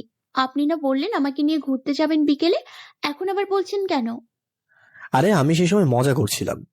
এটা বলার পরে দেখলাম আধারা ওপাশ থেকে কোনো কথা বলছে না, আর মনে হয় মন খারাপ করে নিয়েছে। তারপরে আমি বললাম, আরে আমি তো মজা করছিলাম। আপনি রেডি হয়ে বাসা নিচে দাঁড়ান, আমি এক্ষুনি রেডি হয়ে আসছি। ওধারে আধারা জবাব দিল আর বলল, আধারা নাকি অনেক আগে রেডি হয়ে আছে, এখনই আমাকে যেতে বলছি। আমি হুম বলে রেখে দিয়ে ওয়াশরুম থেকে ফ্রেশ হয়ে বের হয়ে রেডি হয়ে নিচ্ছি। তখনই আমার ফোনটা আবারও বেজে উঠলো। আমি ফোনটা হাতে নিয়ে দেখলাম রিমি কল দিয়েছে। আমি সাথে সাথে রিসিভ করি। কই তুই? কোনো খোঁজ খবর নেই তোর। কোনো খোঁজ খবর নেই কেন? এটা কিছুদিনের ভেতরেই জানতে পারবি। কেন? তুই মিনিস্টার হয়ে যাবি নাকি যে এই কথা বলছিস? এটা দেখতে হলে আর কিছুদিন ওয়েট কর, আমি কি হয়ে যাই। আচ্ছা বাবা, ওয়েট করলাম। এখন বল, তুই কোথায় আছিস? বলছিলাম না আমি একজনকে ভালোবাসি, তার সাথে দেখা করতে যাচ্ছি, তুই চাইলে যেতে পারিস। আমি তো তাকে দেখার জন্য সেই দিন থেকেই ওয়েট করে আছি। আচ্ছা, আমি রেডি হয়ে বাসার নিচে দাঁড়িয়ে আছি, তুই নিয়ে যাস। আচ্ছা, আগে তাকে পিক আপ করে তোর সাথে নিয়ে একসাথে ঘুরতে যাবো, ঠিক আছে? আচ্ছা, তাই কর তাহলে এটা। বলে রিমি কলটা কেটে দেয়। আমি রুম থেকে বের হয়ে আম্মুকে বলে গাড়ির চাবি নিয়ে বাসা থেকে বের হয়ে আসি। বাসা থেকে বের হয়ে আমি নিজেই গাড়ি ড্রাইভ করে আধারাদের বাসার কাছে যাচ্ছি। আমি আধারাদের বাসার নিচে দেখলাম আধারা আগেই এসে দাঁড়িয়ে আছে। মনে হচ্ছে অনেকক্ষণ আমার জন্য ওয়েট করে আছে। আধারাকে অনেক সুন্দর লাগছে এই পোশাকটাই। আধারাকে এমনি অনেক সুন্দর লাগে, কিন্তু আজকে আমার পছন্দের নীল রঙের পোশাক পরেছে, এর জন্য সৌন্দর্যটা বৃদ্ধি পেয়েছে। আধারা আমার গাড়ির কাছে এসে বলল, কি দেখছেন এমন করে? কই কিছু না তো, কি দেখবো? এটা বলেই আমি গাড়ির পাশে দরজাটা খুলে দিই, আর আধার আমার পাশে উঠে বসে পড়ে। আর আস্তে আস্তে বলতে থাকে, কি দেখছেন আমার দিকে চেয়ে? আমি বুঝতে পারিনি। দেখবে ভালো কথা, আমাকে দেখছে এটা বলে দিতেই হয়। তা না বলে কিনা কিছুই দেখছে না, তা বলছে না। আধার এই কথাগুলো বলছে, যে বলেছে আমি সব কথাগুলোই শুনতে পেরেছি। এই মেয়ে সত্যি একটা পাগল। আমার জীবনটাকে কি করে যে দেওয়া যায়, আমার জীবনে জড়িয়ে আল্লাহ ভালোই জানেন। আমি আর কোনো কথা না বলে গাড়ি চালাতে লাগলাম। রিমির বাসার দিকে আমাকে চুপ করে থাকতে দেখেই, আপনি এরকম চুপ করে আছেন কেন? আমার কাছে একদম ভালো লাগে না এটা। তাহলে কি করবো আমি আবার? কেন? আমার সাথে কথা বলবেন। কি কথা বলবো আপনার সাথে? দেখেন, আপনি আর একবারও আপনি আপনি করে বলবেন না আমাকে। আমি কি আপনার বড় যে আমাকে আপনি করে বলেন? এরপর থেকে তুমি করে বলবেন, ওকে? আচ্ছা, এটা বুঝলাম, এখন তুমি বলো আমি শুনি। আধারা নিয়ে নিজেই নানান রকম কথা বলতে লাগলো আমাকে। আধারা একা একাই বকবক করেই যাচ্ছে, আর আমি কিছু বলছি না, শুনে যাচ্ছি। আধারা বাসা থেকে 22 মিনিট পরে রিমির বাসার নিচে এসে পৌঁছে যায়। রিমি নিজেই গাড়ির পিছনে দরজা খুলে বসে পড়ে। রিমির গাড়িতে ওঠার পর আমি এখনকার একটা পার্কে নিয়ে আসি। আমি ওদের দুজনকে নিয়ে একটা বেঞ্চে বসে পড়ি। আমি একটা জিনিস খেয়াল করে দেখলাম, রিমি গাড়িতে ওঠার পরে একদম চুপ করে গেল। আধারা, আমি কিছুই বুঝতে পারছি না। আধারা রিমিকে গাড়িতে ওঠানোর পরে চুপ করে আছে কেন? আচ্ছা আধারা, তোমাকে ওর সাথে পরিচয় করিয়ে দিই। তার আর দরকার নেই, যা বোঝার আমি বুঝে গেছি। আপনি সেই দিন এই মেয়েকেই আপনি আমার পাশে নিয়ে গেছিলেন। তা ঠিক, কিন্তু তুমি কি বুঝে গেলে আমি কিছু বলার আগেই? সবকিছু বলতে হয় না, এমনি বোঝা যায়। আপনি এই মেয়েকে ভালোবাসেন, তাই তো? আরে তুমি যা ভাবছো ওটা ঠিক না। আফিফ আমার বেস্ট ফ্রেন্ড, ওর অন্য কিছু না। আমরা দুজন দুজনার। আর তুমি কি ভাবলে আফিফ আমাকে ভালোবাসে? আরে না, আমার বিয়েও ঠিক হয়ে আছে। সামনের মাসেই আমার বিয়ে, বুঝলে? সবকিছু না শুনে অগ্রিম বোঝা ভালো না। মানে আপু, আফিফ আপনার বেস্ট ফ্রেন্ড? হুম, ও শুধু আমার বন্ধু, এর বেশি কিচ্ছু না। আসলে আমার বাসা এই জেলায় না, আমি এখানে আন্টির বাসায় এসেছি। আফিফের সাথে আমার পরিচয় ভার্সিটি লাইফ থেকে। ওর বাসা যাওয়ায় আমার আগে থেকেই অনেক ইচ্ছে ছিল, কিন্তু আসা হয়নি। এখন যখন এসেছি তাই ওর বাসাতে ঘুরে আসলাম ওই দিন। সরি আপু, আমি না বুঝে আপনাকে কি কি বলে ফেললাম, কিছু মনে করবেন না। আরে না, আমি কিচ্ছুই মনে করিনি। আচ্ছা রিমি, তোরা দুজন আপাতত কথা বল, আমি কিছু নিয়ে আসি তোদের জন্য। এটা বলে আমি এখান থেকে উঠে একটা দোকানে আসি ওদের জন্য আইসক্রিম কিনবার জন্য। আমি দোকান থেকে 3টে আইসক্রিম আর কিছু নিয়ে ওদের কাছে চলে আসি। আমি ওদের কাছে এসে দেখলাম, আমি দোকান থেকে 3জনের জন্য 3টে আইসক্রিম আর কিছু নিয়ে দোকানদারকে টাকা দিয়ে যেগুলো বলেছি সেইগুলো নিয়ে ওদের কাছে চলে আসি। আমি কাছে এসে দেখলাম কিছু বাজে ছেলে ওদের টিজিং করছে। আমি আইসক্রিম আর যেগুলো নিয়ে এসেছি সেগুলো রিমির হাতে দিয়ে বললাম, ভাইয়ারা তোমরা ওদের ডিস্টার্ব কেন করছো, ওদের ভিতরে যেতে দাও। এটা আপনার দরকার কি? আমরা এখানে যা ইচ্ছা তাই করতে পারি। একটা ছেলেকে দেখিয়ে বলে আমি এদের চিনি কিনা। ওদের সবার দাদা লাগে ছেলেটা, কেউ কিছু বলতে পারে না ওদের। আর নানান রকম কথা শোনালো। দেখেন, এখন কিন্তু আমার পুরাই মাথা খারাপ হয়ে যাচ্ছে।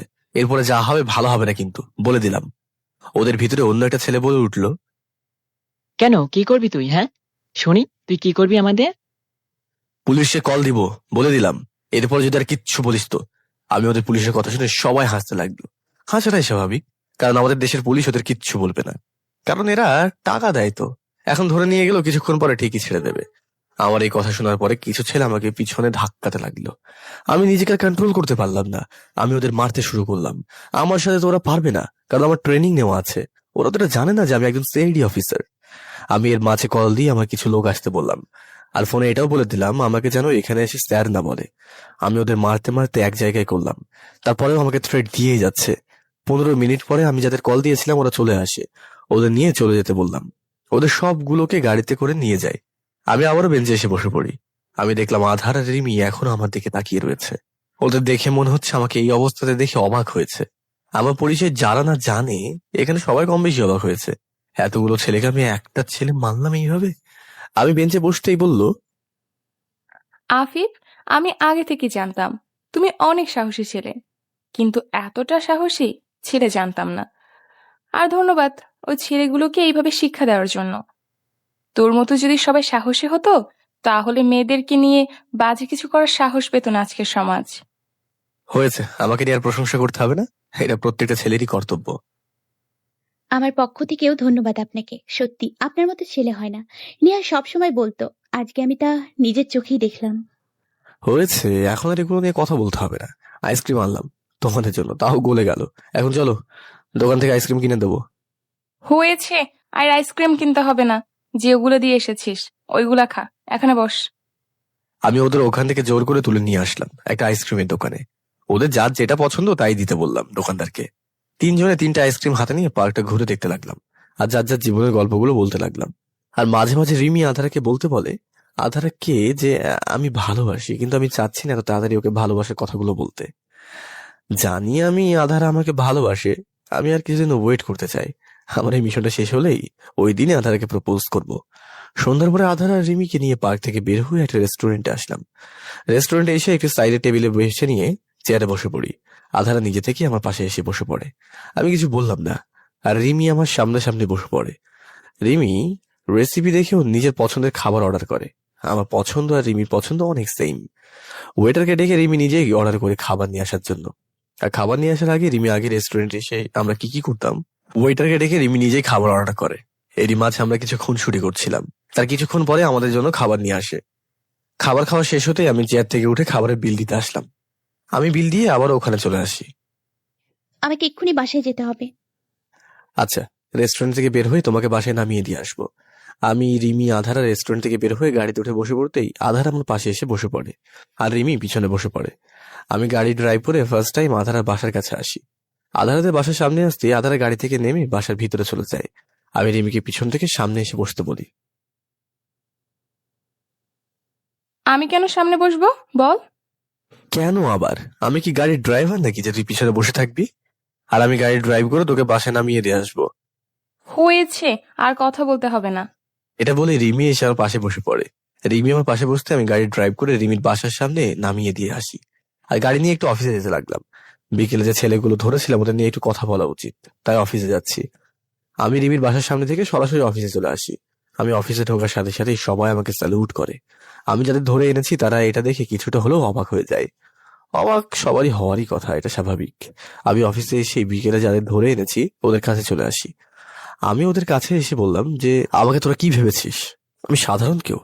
প্রথমে ভদ্রভাবে কথা বলেছি বলে আমি এগুলো বলছি, আর পুলিশের কথা বলতেই সবাই ভাবে হাসছিলি কেন? হ্যাঁ, তোদের কোন বাপ আছে আজকে দেখি তো, চল আমি দেখতে চাই আমাকে কি করতে পারে।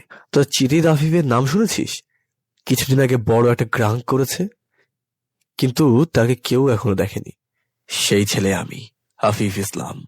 আর তোরা আমাকে ভয় দেখাস আর বলিস আমি তোদের কিচ্ছুই করতে পারবো না। দেখ আমি কি করতে পারি। ওদের ভিতরে যে বড় ভাই সে বলল, আপনি সেই আবিব স্যার? আমি বুঝতে পারিনি আমি সেই ছেলে। তাহলে আপনার সাথে জীবনেও এমন ব্যবহার করতাম না। আমাদের ভুল হয়ে গেছে, আর আমাদের কোনো বড় ভাই নেই। আসলে আমরা ভেবেছিলাম বড় কারোর নাম বলে আপনি কিছু মনে করবেন না। সরি স্যার, প্লিজ স্যার, আমাদের এইবারের মতো মাফ করে দেন। এখন আর কারোর সাথে এমন করব না, কথা দিলাম স্যার। তোর কথা শুনে তো মনে হচ্ছে তুই একটা শিক্ষিত ছেলে, তারপরে এইসব করিস? লজ্জা করে না? তো এইভাবে মেয়েদের ইভটিজিং করতে তো ভালোই জানিস, এটা জানিস না? মেয়েদের ইভটিজিং করতে হলে জেল খাটতে হয়। এত কিছু জেনেও কেন করিস বলতে পারিস? আমি ভদ্রভাবে যখন বারণ করেছিলাম, এখন আমরা কথা শুনলেই পারতিস। তাহলে তো আর এত মার খেতে হতো না, আর এইভাবে ধরেও আনতে হতো না। স্যার, আপনি ঠিকই বলেছেন, তার জন্য এত কিছু হয়ে গেল, এরপর থেকে হবে না। আচ্ছা, আজকে রাতটা এখন এখানে থাক, দেখি কালকে সকালে তোদের জন্য কি করতে পারি। এটা বলে আমি ওদের কাছ থেকে চলে আসি। ছেলেগুলোকে ভদ্র ঘরে ছেলে মনে হয়, এই বয়সে যা করে তাই করেছে। বয়সের দোষে আসলে বিগড়ে গেছে। আমি মনে মনে ভাবলাম পরে হয়তো ঠিক হয়ে যাবে, তাই আমি একবার চান্স দিয়ে দেখতে চাই ছেলেগুলোকে। আমি এবার স্টাফদের সবকিছু গুছিয়ে দিয়ে অফিস থেকে বের হয়ে গাড়ি নিয়ে ড্রাইভ করে বাসায় দিকে রওনা দিলাম। আমি গাড়ি ড্রাইভ করছিলাম, এরই মাঝে আধার নাম্বার থেকে আমার ফোনে কল আসে। আমি ফোনটা রিসিভ করি। আপনি এখনো বাসায় যাননি যে? গাড়ির শব্দ পাচ্ছি যে। না, এখনো বাসায় যাইনি, একটু কাজ ছিল তো তাই যাওয়া হয়নি। এখনই যাচ্ছি বাসায়। আচ্ছা, তাহলে বাসায় যান, তারপরে কথা হবে। এটা বলে আধারা কল কেটে দেয়। আমি ফোনটা রেখে দিয়ে গাড়ি চালিয়ে সোজা বাসার ভিতরে চলে আসি। বাসার ভিতরে গাড়ি পার্কিং করে দরজায় কলিং বেল বাজাতে আম্মু এসে দরজা খুলে দেয়। আমি ঘড়ির দিকে তাকিয়ে দেখি 9টার বেশি বেজে গেল। আমি বাসার ভিতরে এসে সরাসরি রুমে চলে আসি। আম্মু কিছুই বলো না। এতটা লেট করে বাসায় ফেরার পরেও জানি না কেন আমি রুমে এসে ওয়াশরুম থেকে ফ্রেশ হয়ে খাটে শুয়ে পড়ি। আমি খাটে শুয়ে পড়তে রিমি কল দেয়। আমি রিসিভ করে ওর সাথে কিছুক্ষণ কথা বলে ফোন রেখে দিই। আমি ফোনটা রাখতেই ভাবি আমাকে ডিনার করতে ডাকতে আসলো। আমি খাট থেকে উঠে খাবার টেবিলে চলে আসি। সবাই মিলে একসাথে ডিনার করে আমার খাওয়া শেষ হতেই আমি রুমে চলে আসি। আমি রুমে এসে দেখি আমার ফোনটা বাজছে। আমি ফোনটা হাতে নিয়ে দেখি আধারা কল করেছে। আমি সাথে সাথে রিসিভ করি। আমার ফোনটা রিসিভ করতে আমি কি করেছি, ডিনার করা হয়েছে কিনা, এইসব নানান ধরনের কথাবার্তা বলতে লাগলো নিজে নিজেই। এক প্রকার বকাঝকা করতে লাগলো। বোঝা যায় আধারের সাথে কথা বলা শেষ হতেই ফোনটা রেখে দিতে ঘুমিয়ে পড়ি। সকালে আম্মু এসে আমাকে ঘুম থেকে তুলে দেয়। জানেনই তো আমি নতুন জবে জয়েন করেছি, তাই আজকে তাড়াতাড়ি ঘুম থেকে ডেকে তোলেন। আম্মু আমাকে ঘুম থেকে তুলেই আমার রুম থেকে চলে যায়। আমি উঠে ওয়াশরুম থেকে ফ্রেশ হয়ে একেবারে অফিসে যাওয়ার জন্য রেডি হয়ে খাবার টেবিলে চলে আসি। নাস্তা করা শেষ হতে আম্মুকে বলে বাসা থেকে বের হয়ে আসি। বাসার বাইরে এসে একটা রিক্সা নিয়ে অফিসে চলে আসি। অফিসে এসে কালকে যাদের ধরে এনেছি তাদের সবার পরিবারকে কল করে অফিসে আসতে বলি। তাদের অনেক কথা বলে তাদের সাথে ছেড়ে দিই। যাদের কালকে ধরে এনেছিলাম তারা তাদের ছেলে মেয়েদের নিয়ে চলে যায়। আমাদের এখানে যে মিশন দেওয়া হয়েছে আর মাত্র 3 দিন রয়েছে, এই 3 দিনের ভিতরে সবকিছু সলভ করতে হবে। আমি তাই নিয়ে তাদের সাথে ডিসকাস করতে লাগলাম। আমাদের হাতে এই মধ্যে অনেক তথ্য এসে পড়েছে। আমাদের হাতে আজকে দিনটাও কেটে গেল। আজকে আমাদের হাতে অনেক ইনফরমেশন এসেছে। আজকে আমি রাতে বাসায় ফিরি আর বাসায় এসে ল্যাপটপ নিয়ে বসে পড়ি অফিসে কাজ করতে। এরই মাঝে আধারা কল দেয়। আজকে আধারের সাথে একবারও কথা হয়নি, তাই কলটা রিসিভ করি। কল রিসিভ করার পরে নানা রকম কথা বলতে লাগলো। দিনে একবার কল করেনি, কোনো খোঁজ খবর নেয়নি, আর নানা রকম কথা শোনাতে লাগলো। এখানে আমার কিছুই বলার নেই, তাই আধারা বলেই যাচ্ছে আর আমি চুপ করে শুনেই যাচ্ছি। আসলে যে কোনো মেয়ে প্রেমে পড়লে আধারা যা বলছে সব মেয়েরাই একই কথা বলতো। তারা চায় তারা যাকে ভালোবাসে তার সবসময় খোঁজ খবর নেই, তার সাথে অল টাইম কথা বলুক, এইসব নিয়ে ভাবে তারা। আমিও চাই, কিন্তু আমার এখন সময় দেওয়ার মতো সময় নেই। তো আমি আধারের সাথে অল্প কথা বলে আবারও কাজ করতে থাকি। কাজ করা শেষ হতেই ডিনার করে রুমে এসে খাটে শুয়ে পড়ি। খাটে শুতেই ঘুমিয়ে পড়ি। আজকেও আম্মু সকাল সকাল ঘুম থেকে তুলে দেয়। আমি নাস্তা করে আম্মুকে বলে বাসা থেকে সোজা বের হয়ে রিক্সা নিয়ে অফিসে চলে আসি। আর অফিসে আসার পরে যে ছেলেটা সব সময় আমার পাশে থাকে সে এসে বলল, স্যার, আমাদের সব ইনফরমেশন কালেক্ট করা হয়ে গেছে। আপনি চাইলে আজকেও সবাইকে গ্রেপ্তার করতে পারেন। আচ্ছা, তা আজকেও সবার বিরুদ্ধে অ্যাকশন নেওয়া হবে। আমি সবকিছু গুছিয়ে নিয়ে আমি আমার টিম নিয়ে অফিস থেকে বেরিয়ে পড়লাম। অফিস থেকে বের হয়ে গাড়ি নিয়ে এক এক করে সবাইকে গ্রেফতার করে অফিসে নিয়ে চলে আসলাম। অফিসে এসে আমি সবাইকে প্রশ্ন করতে লাগলাম। প্রথমে বলতে না চাইলেও লাঠির বাড়িতে সবকিছুই বলে দিল। বাঙালিকে লাঠির বাড়ি ছাড়া মুখ থেকে কিছুই বের করানো যায় না, এটা আমি ভালো করেই জানি। এদের জিজ্ঞেস করেও যাদের নাম আসলো আমি শুনে তো অবাক হয়ে গেলাম। এদের সাথে অনেক নাম করা মন্ত্রী মিনিস্টার যোগ হয়ে আছে। যারা দেখে উন্নতি করতে তারাই হাত পেতে আছে কিভাবে দেশকে ভোগে পাঠাবে। এটা নিয়ে আমি মন্ত্রী মিনিস্টারের নাম আসতেই স্যারের কাছে কল দিলাম। তাদের যেন গ্রেফতার করতে পারি সেই ব্যবস্থা করতেই স্যার বললেন যে কিছুক্ষণের ভিতরে সব ব্যবস্থা করে ফেলবে। যাদের নাম এখন সামনে এসেছে তাদের ব্যাকগ্রাউন্ড চেক করতে লাগলাম। তাদের ব্যাকগ্রাউন্ড চেক করে যা দেখলাম, এদের নামে অনেক আগে থেকেই খারাপ খারাপ রেকর্ড আছে। তারপরেও কিছু বলা হচ্ছে না, কারণ এদের হাতে এখন অনেক পাওয়ার আছে। আজকে আমি পাওয়ারটা শেষ করে দেব। কিছুক্ষণ পরে স্যার কল করে জানালো আমি চাইলে এখনই এদের গ্রেপ্তার করতে পারি। তাই আমি এই চান্সটা মিস করতে চাইলাম না। তাই সবগুলোকে তুলে আনলাম। তারা আমাকে অনেক টাকা দিতে চেয়েছিল। তখনই এতেও কাজ যখন হচ্ছিল না, আমাকে অনেক হুমকিও দেয়। আমার অনেক ক্ষতি করবে এইসব বলে, কিন্তু আমি এইসবের ভয় পাই না, তাই তুলে আনলাম। আমাকে মিডিয়া অনেক প্রশ্ন করতে লাগলো, আমার ছবি তুলতে চাইলো, কিন্তু আমি কাউকে আমার ছবি তুলতে দিলাম না। আমি অফিসে সবকিছু ফাইল তৈরি করেছিলাম। এরই মাঝে স্যার চলে আসে আমার সাথে দেখা করার জন্য। আর আমি দেখা হওয়ার সাথে সাথে সালাম দিই। স্যারকে চেয়ারে বসিয়ে যেসব তথ্য জোগাড় করেছি সবকিছু একে একে স্যারকে দেখাতে লাগলাম। স্যার আমার কাজ দেখে অনেক খুশি হয় আর বলে, কালকে সবাই তোমার নাম জানতে পারবে, দেখতে পারবে, আর লুকোতে হবে না। এখন সবাই তোমাকে চিনবে। স্যার, আমার নাম সবাই জানুক, কিন্তু আমি মিডিয়ার সামনে পিক দেখাতে চাই না। কিন্তু স্যার প্রথমে না শুনতে চাইলে অনেকক্ষণ বোঝানোর পরে রাজি হয়ে যায়। আমি যা বলেছি তাই হবে, তাই বলে স্যার। এটা বলে স্যার মিডিয়ার কাছে নিয়ে আসে আর আমার পরিচয় দেয়। আমার জন্য কেউ ফটো না নেয় এটাও বলে দেয়। আজকে আমার নাম প্রতিটা চ্যানেলে দেখাবে। আমি ফোনটা বের করে আম্মু, আব্বু, ভাইয়া সবাইকে টিভি ছেড়ে দেখতে বলি। তারা তো প্রথমে বিশ্বাসই করতে চায়নি। আমার বন্ধুগুলো আমাকে কল করে জিজ্ঞাসা করে যে এটা সত্যি কিনা। আমি ওদের বিকেলে দেখা করতে বলি, তারপর সবকিছু বলবো। আমার এতদূর কিভাবে আসা সবকিছু গুছিয়ে বলবো। আমি সবকিছু গুছিয়ে 4টার পরে বাসায় আসি। বাসায় আসতে দেখি আব্বু ভাইয়া বাসায় এসেছে। আমি বাসায় ঢুকতে আব্বর ভাইয়া জড়িয়ে ধরে। আফিফ, আজকে তোকে নিয়ে আমাদের গর্ব হচ্ছে। তুই যা করলি তা আমাদের ভাষাতে বুঝাতে পারবো না। এর জন্য তুই কোনো জব করতে চাইছিস না, আর আমাদের বলতেই তো পারতিস তুই জব করিস। আব্বু, আমার বারণ ছিল, কাউকে আমার পরিচয় দেওয়া যাবে না। এখনো আমি কি এটা কেউ জানেন না, আমাকে কেউ দেখেনি, এখন শুধু আমার নাম জানে। বাহ, কি বলবো, একেবারে সিআইডি অফিসার। কিভাবে এত বড় জব নিলি শুনি? তারপরে সবাইকে আমার এখানে আসার গল্পটা বললাম। আমার কথা বলা শেষ না হতেই রিমি কল দেয়। আমি রুমে যাব বলে ওখান থেকে চলে আসি। রিমি কল রিসিভ করে সিঁড়ি দিয়ে উপরে উঠতে লাগলাম।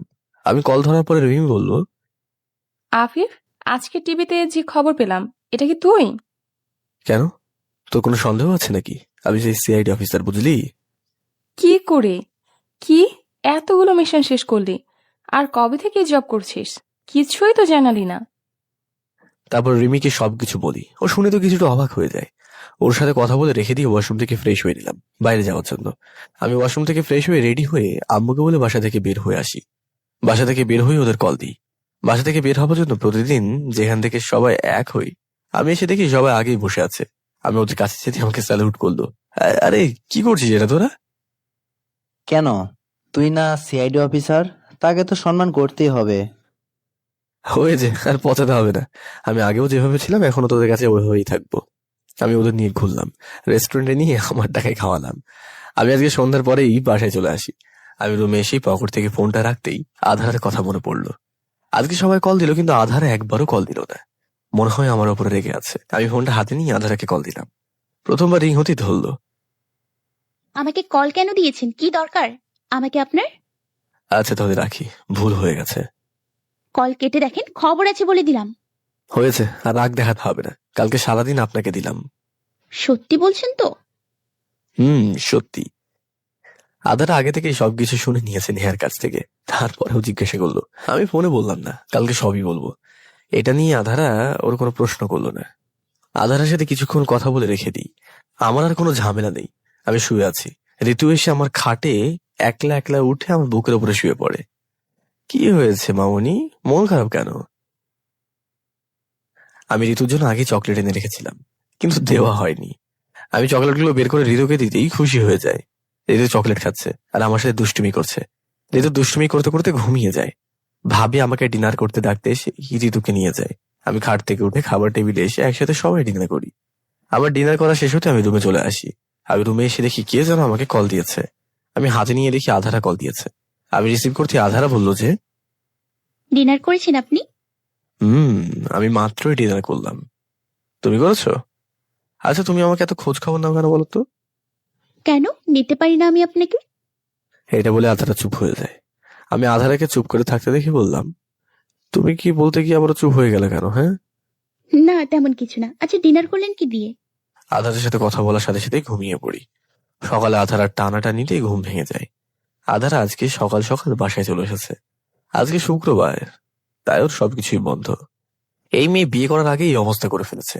বিয়ে করার পরে কি যে করে আল্লাহ ভালো জানে। আমি উঠে ওয়াশরুম থেকে ফ্রেশ হয়ে আমি বের হয়ে দেখি আধারা আবারও রুম গুছিয়ে দিচ্ছে। বিয়ে করার আগে এত কিছু, বিয়ে করার পরে থাকবে তো এত কেয়ারিং? হ্যাঁ, কি বলেন আপনি? কই কিছু না তো। আমি জানি আমি যা বলেছি মাত্রই সবকিছু আধারা শুনেছে, তারপরেও শিওর হতে আবারও প্রশ্ন করছে। আমিও কোনো কথা না বলে নাস্তা করার জন্য খাবার টেবিলে আসলাম। আমার আবার একটু অফিসে যেতে হবে, তাই আমি খাবার টেবিলে এসে দেখি আব্বু ভাইয়া বসে নাস্তা করছে। তাদের আজকে অফিসে অফ। আমি চেয়ারে বসতেই ভাবি নাস্তা দেয়। আমি নাস্তা করছিলাম, এর মাঝে আধারা চলে এসে। আর আধারা আসার পরে, আধারা তুমি ওখানে দাঁড়িয়ে কেন? আমাদের সাথে বসে পড়ো নাস্তা করতে। না ভাইয়া, আমি নাস্তা করে এসেছি, এখন আর খাবো না। তাতে কি হয়েছে, এখন আমাদের সাথে বসে খাবে। আচ্ছা ভাবি ভাইয়া এত যখন বলছে বসে পড়ো আমাদের সাথে নাস্তা করতে, আমি বলতে আধারা চেয়ারে বসে পড়ি। আর সবাই হাঁ করে তাকিয়ে থাকলো। ভাইয়া ভাবি বলতে বসলো না, আর আমি একবার বলতেই বসে পড়লো। আমি খেয়াল করে দেখলাম আধারা নাস্তা করছে আর আমার দিকে চেয়ে মুচকি মুচকি হাসছে। আমি কিছুই বুঝতে পারছি না আধারা আমাকে দেখে হাসছে কেন। আমার খাওয়া শেষ হতে না হতেই নেহাও এসে বসে পড়ে, সাথে রীতিও বসে পড়ে। আমার নাস্তা শেষ হতে আমি উঠে আমার রুমে চলে আসি। আমার রুমে এসে আমার অফিসে কল করে গাড়ি পাঠিয়ে দিতে বলি, 10 মিনিটের ভিতরে চলে আসবে। তাই আমি রেডি হয়ে নিলাম অফিসে যাওয়ার জন্য। আমি রেডি হয়ে আম্মুকে বলতে আসলাম যে আমি অফিসে যাব। তাই আমি যেই বাসা থেকে বের হবো তখনই, ওই আপনি কই যাচ্ছেন এখন? আপনি রাতে কি বলেছেন আমাকে নিয়ে ঘুরবেন, আর এখন অফিসে যাচ্ছেন? তাহলে আমাকে কথা দিয়েছিলেন কেন যে আজকের দিনটা আমাকে দিয়ে দেবেন? আমি কি বলেছি যে আজকে আমি তোমাকে নিয়ে ঘুরতে যাব না? আমি অফিসে যাবো আর চলে আসবো, তারপরে তোমাকে নিয়ে যাব। না, এক্ষুনি আমাকে নিয়ে যাবেন। আমি আপনার অফিসে বসে থাকবো, আপনার কাজ শেষ হলে আমায় নিয়ে ঘুরবেন। আচ্ছা এখনই? তো যখন যাবে তাহলে আর কি করা, চলো আমার সাথে। আধারা আম্মু ভাবিকে বলে আমার সাথে বাসা থেকে বের হয়ে আসে। আমি বাসা থেকে বের হয়ে দাঁড়িয়ে আছি, গাড়ির জন্য ওয়েট করছি। এখানে দাঁড়িয়ে গেলেন কেন আবার? এখানে দাঁড়িয়ে আছি কারণ আমার জন্য গাড়ি নিয়ে আসতে বলেছে অফিস থেকে, তাই দাঁড়িয়ে আছি। কিছুক্ষণ অপেক্ষা করার পরে গাড়ি চলে আসে। আমি গাড়িতে উঠে বসতেই আধারাও আমার পাশে এসে বসে পড়ে। আধারা আমার পাশে বসতেই আমার গাড়ির ড্রাইভার আমাকে বলতে লাগে, স্যার আমাদের ভাবি না? না, আমি তো এখনো বিয়ে করিনি, তোমাদের ভাবি আসবে কোথা থেকে? ভাইয়া আপনার স্যার মিথ্যে কথা বলছে। আমি আপনাদের ভাবি, যদি এখনো হয়নি কিন্তু কিছুদিনের মধ্যে হয়ে যাব। হয়েছে, এখনো কথা বলতে হবে না, তুমি ঠিকভাবে গাড়ি ড্রাইভ করো। এই পাগল মেয়ের সাথে আর কথা বলতে হবে না তোমাকে। সব ঠিক আছে, কিন্তু পাগল না, পাগলি হবে। এই মেয়ে কথা বলতেই আছে, আমি কিছু না বললে চুপ করে থাকলাম। আর আধারা কথা বলতেই লাগলো, আর ড্রাইভার ওর পাগলামি দেখে হাসতে লাগলো। 12 মিনিট পরে অফিস এসে পৌঁছে যায়। আমি আধারাকে গাড়িতে বসে অপেক্ষা করতে বলি, আমি 5 মিনিটের ভিতরে চলে আসবো। আধারা রাজি হয়ে যায়। আমি গাড়ি থেকে নেমে অফিসে এসে কিছু ফাইল দেখে 8 মিনিট পরে অফিস থেকে বের হয়ে গাড়ির কাছে চলে আসি। এই আপনার 5 মিনিটের কথা বলে 8 মিনিট পরে আসলেন, বুঝলেন? আমি আধারের কথা জবাব না দিয়ে গাড়িতে উঠে বসে পড়ি। আমি নিজেই গাড়ি ড্রাইভ করব। গাড়ির ড্রাইভারকে বললাম আমার সাথে যেতে হবে না, আমি নিজেই ড্রাইভ করে নেবো। সে একটা মিচকে হাসি দিয়ে বলল, ওকে স্যার, তাহলে ভাবিকে নিয়ে ঘুরে আসেন। এই দাঁড়ান, আমি এখানে বসবো না। আপনার পাশে বসবো। এটা বলে আধারা গাড়ির পিছন থেকে উঠে এসে আমার পাশে বসে পড়ে। আধারা আমার পাশে বসতেই আমি গাড়ি ড্রাইভ করতে লাগলাম। আমি আধারাকে নিয়ে একটা পার্কে আসলাম। পার্কের ভিতরে এসে একটা বেঞ্চে বসে পড়ি। আধারাও আমার পাশে এসে বসে পড়ে। আমাকে ঘুরতে নিতে এসে এখানে এভাবে বসিয়ে রাখবেন? তাহলে কি করব? আর কোথাও যেতে চাও তুমি? আমি যেখানে নিয়ে যেতে বলবো নিয়ে যাবেন। আমি তো আগেই বলেছি আজকে দিনটা তোমাকে দিয়ে দিয়েছি। আচ্ছা তারপরে আধারা, একটা নদীর নাম বলবো, এখান থেকে অনেক দূরে, যেতে আর ফিরে আসতে সন্ধ্যা হয়ে যাবে। তারপর আমি রাজি হয়ে গেলাম। আমি পার্ক থেকে বের হয়ে 2টা আইসক্রিম কিনে আবার গাড়িতে উঠে বসলাম। আধারা আর আমি আধারা দেওয়া ঠিকানাতে যেতে লাগলাম। আচ্ছা, আপনার এই গল্পটা কিন্তু এখনো বললেন না, কিভাবে এত বড় সিআইডি অফিসার হলেন। আচ্ছা একটা কাজ করেন, এই গল্পটা শুনতে শুনতে যাওয়া যাক। আমি আধারাকে আমার ভার্সিটি লাইফ থেকে শুরু করে সিআইডি অফিসার পর্যন্ত সবকিছু গল্প বললাম। আমার ভাইয়াও জানেন, আর আমার ভাইয়াকে এই কারণেই চিনতেন আগে থেকে। এখন আমি এটাও বুঝতে পেরেছি আমার বার্থডেতে কেন এসেই ভাইয়া আর আপনি আলাদা কথা বলছিলেন। এই কারণেই তোমার ভাইয়া যেন আমার পরিচয় কাউকে না দেয়। আধারের সাথে কথা বলতে বলতে আধার দেওয়া ঠিকানাতে চলে আসি। আমাদের আস্তে আস্তে 3টে বেজে যায়। তাই গাড়ি থামালাম একটা রেস্টুরেন্টের সামনে লাঞ্চ করতে। আমি আর আধারা গাড়ি থেকে নেমে রেস্টুরেন্টের ভিতরে এসে একটা সাইডে টেবিলে বেছে নিয়ে সেই চেয়ারে বসে পড়ি। আধার আমার সামনাসামনি বসে পড়ে। আধারা মেনু দেখে ওয়েটারকে অর্ডার করে খাবার নিয়ে আসার জন্য। খাবার নিয়ে আসার আগে আধারা ওর কথা বলেই যাচ্ছে। আমি আধারার দিকে না দেখি আমার অপর একটা টেবিলে কতগুলো মেয়ে বসেছে। এই বেঞ্চ থেকে একটা মেয়ে আমাকে হাতের ইশারা দিচ্ছে। এটা আধারা দেখতে পেয়েছে যে আমি মেয়েটার দিকে তাকিয়ে রয়েছি। আপনি ওই মেয়েটার দিকে ওভাবে তাকিয়ে আছেন কেন? না না, তাকাইনি। ওই মেয়েটা আমাকে ইশারা দিচ্ছে, তাই দেখছিলাম আর কি। আর আমি ওই মেয়েটার দিকে তাকালেও তোমার কি? হ্যাঁ, আমার কি? দাঁড়ান, দেখাচ্ছি আপনাকে। এটা বলে আধারা চেয়ার থেকে উঠে ওই মেয়েটার কাছে চলে যায়। আপনি আমার হাজবেন্ডের দিকে এভাবে তাকিয়ে আছেন কেন? এটা আমার ব্যাপার, আপনাকে কেন বলবো? কেন বলবি মানে কি? আমার হাজবেন্ডের দিকে তাকাবি না, ব্যাস। আর দ্বিতীয়বার তাকালে চড়িয়ে সবগুলো দাঁত ফেলে দিব। মেয়েটা আধারের কথা শুনে অনেকটা অবাক হয়ে যায়। মেয়ে এখন একদম চুপচাপ হয়ে যায়। মেয়ে কি চুপ হবে? আমি তো অবাক হয়ে গেলাম। এই মেয়েকে এখনো পর্যন্ত প্রপোজ করলাম না, তার ভিতরে হাজবেন্ড বানিয়ে ফেললো। আধারা আবার চেয়ারে বসে পড়ে। এটা তুমি কি বললে মেয়েটাকে? আমি তোমার কোন জন্মের হাজবেন্ড লাগি? হ্যাঁ, কোন জন্মের এটা আমি জানি না, এই জন্মের হবেন, এটা আমি জানি, ব্যাস। আর হ্যাঁ, আমি আপনাকে ভালোবাসি। আমি এত ঘুরিয়ে পেঁচিয়ে কথা বলতে পারি না। আর আপনি আমাকে ভালোবাসেন কিনা এটা আপনার ব্যাপার, কিন্তু আগে ভালো না বাসলেও এখন থেকে আমাকে ভালোবাসবেন। আর আমাকে ছাড়া অন্য কোনো মেয়ের দিকে তাকালে আপনার খবর আছে বলে দিলাম। আধারা এক নিঃশ্বাসে এইসব বলে দিল। এই মেয়ে বলে কি? এইভাবে কাউকে প্রপোজ করে আমার জানা ছিল না। আজকে আধারা না করলে আমার মনে হয় আর জানতে হতো না। আমি আধারার কোনো কথা প্রশ্নের উত্তর দিলাম না। কিছুক্ষণ পরে ওয়েটার আমাদের খাবার নিয়ে আসে। আমরা দুজনে চুপচাপ খাওয়া শেষ করতে লাগলাম। রেস্টুরেন্ট থেকে এসে নদীর পাশে ঘাসের উপরে বসে দুজনে গল্প করতে থাকি। আর কথাগুলো বলার পর থেকে আমি কোনো কথা বলছি না। ওখানে কিছুক্ষণ ঘুরে এখন যেতে হবে এই বলে আধারাকে বললাম, তা না হলে কিন্তু রাত হয়ে যাবে অনেক। আধারাও রাজি হয়ে যায়। ওখান থেকে গাড়ি নিয়ে সোজা একেবারে আধারা বাসার সামনে থামি। আধারাদের বাসার কাছে আসতেই আধারা গাড়ি থেকে নেমে যায়। আধারা বাসার ভিতরে চলে যাবে। তখন আমি পিছন থেকে ডাক দিয়ে একটা চিঠি ধরিয়ে দিই আর বলি উত্তরটা রাতে দিতে। আধারা খুশি মনে চিঠি নিয়ে বাসার ভিতরে যায়। যাবার আগে পিছনে ফিরে আমাদেরকে একটা মুচকি হাসি দিয়ে চলে যায়। আধারা চিঠিটা পড়ার পরে শুরু হয়ে যায় আমাদের নতুন প্রেমের গল্প। আমাদের জন্য সবাই দোয়া করবেন। কিছুদিন পর আমাদের বিয়ে হয়ে যায়। তারপর আর কি, সেটা তো সবাই জানেন, তাই না? গল্পটি কেমন হলো সবাই কমেন্ট করে অবশ্যই জানাবেন। আর হ্যাঁ, সাবস্ক্রাইব করতে ভুলবেন না। পাশে থাকা সবাইকে আমাদের অসংখ্য ধন্যবাদ।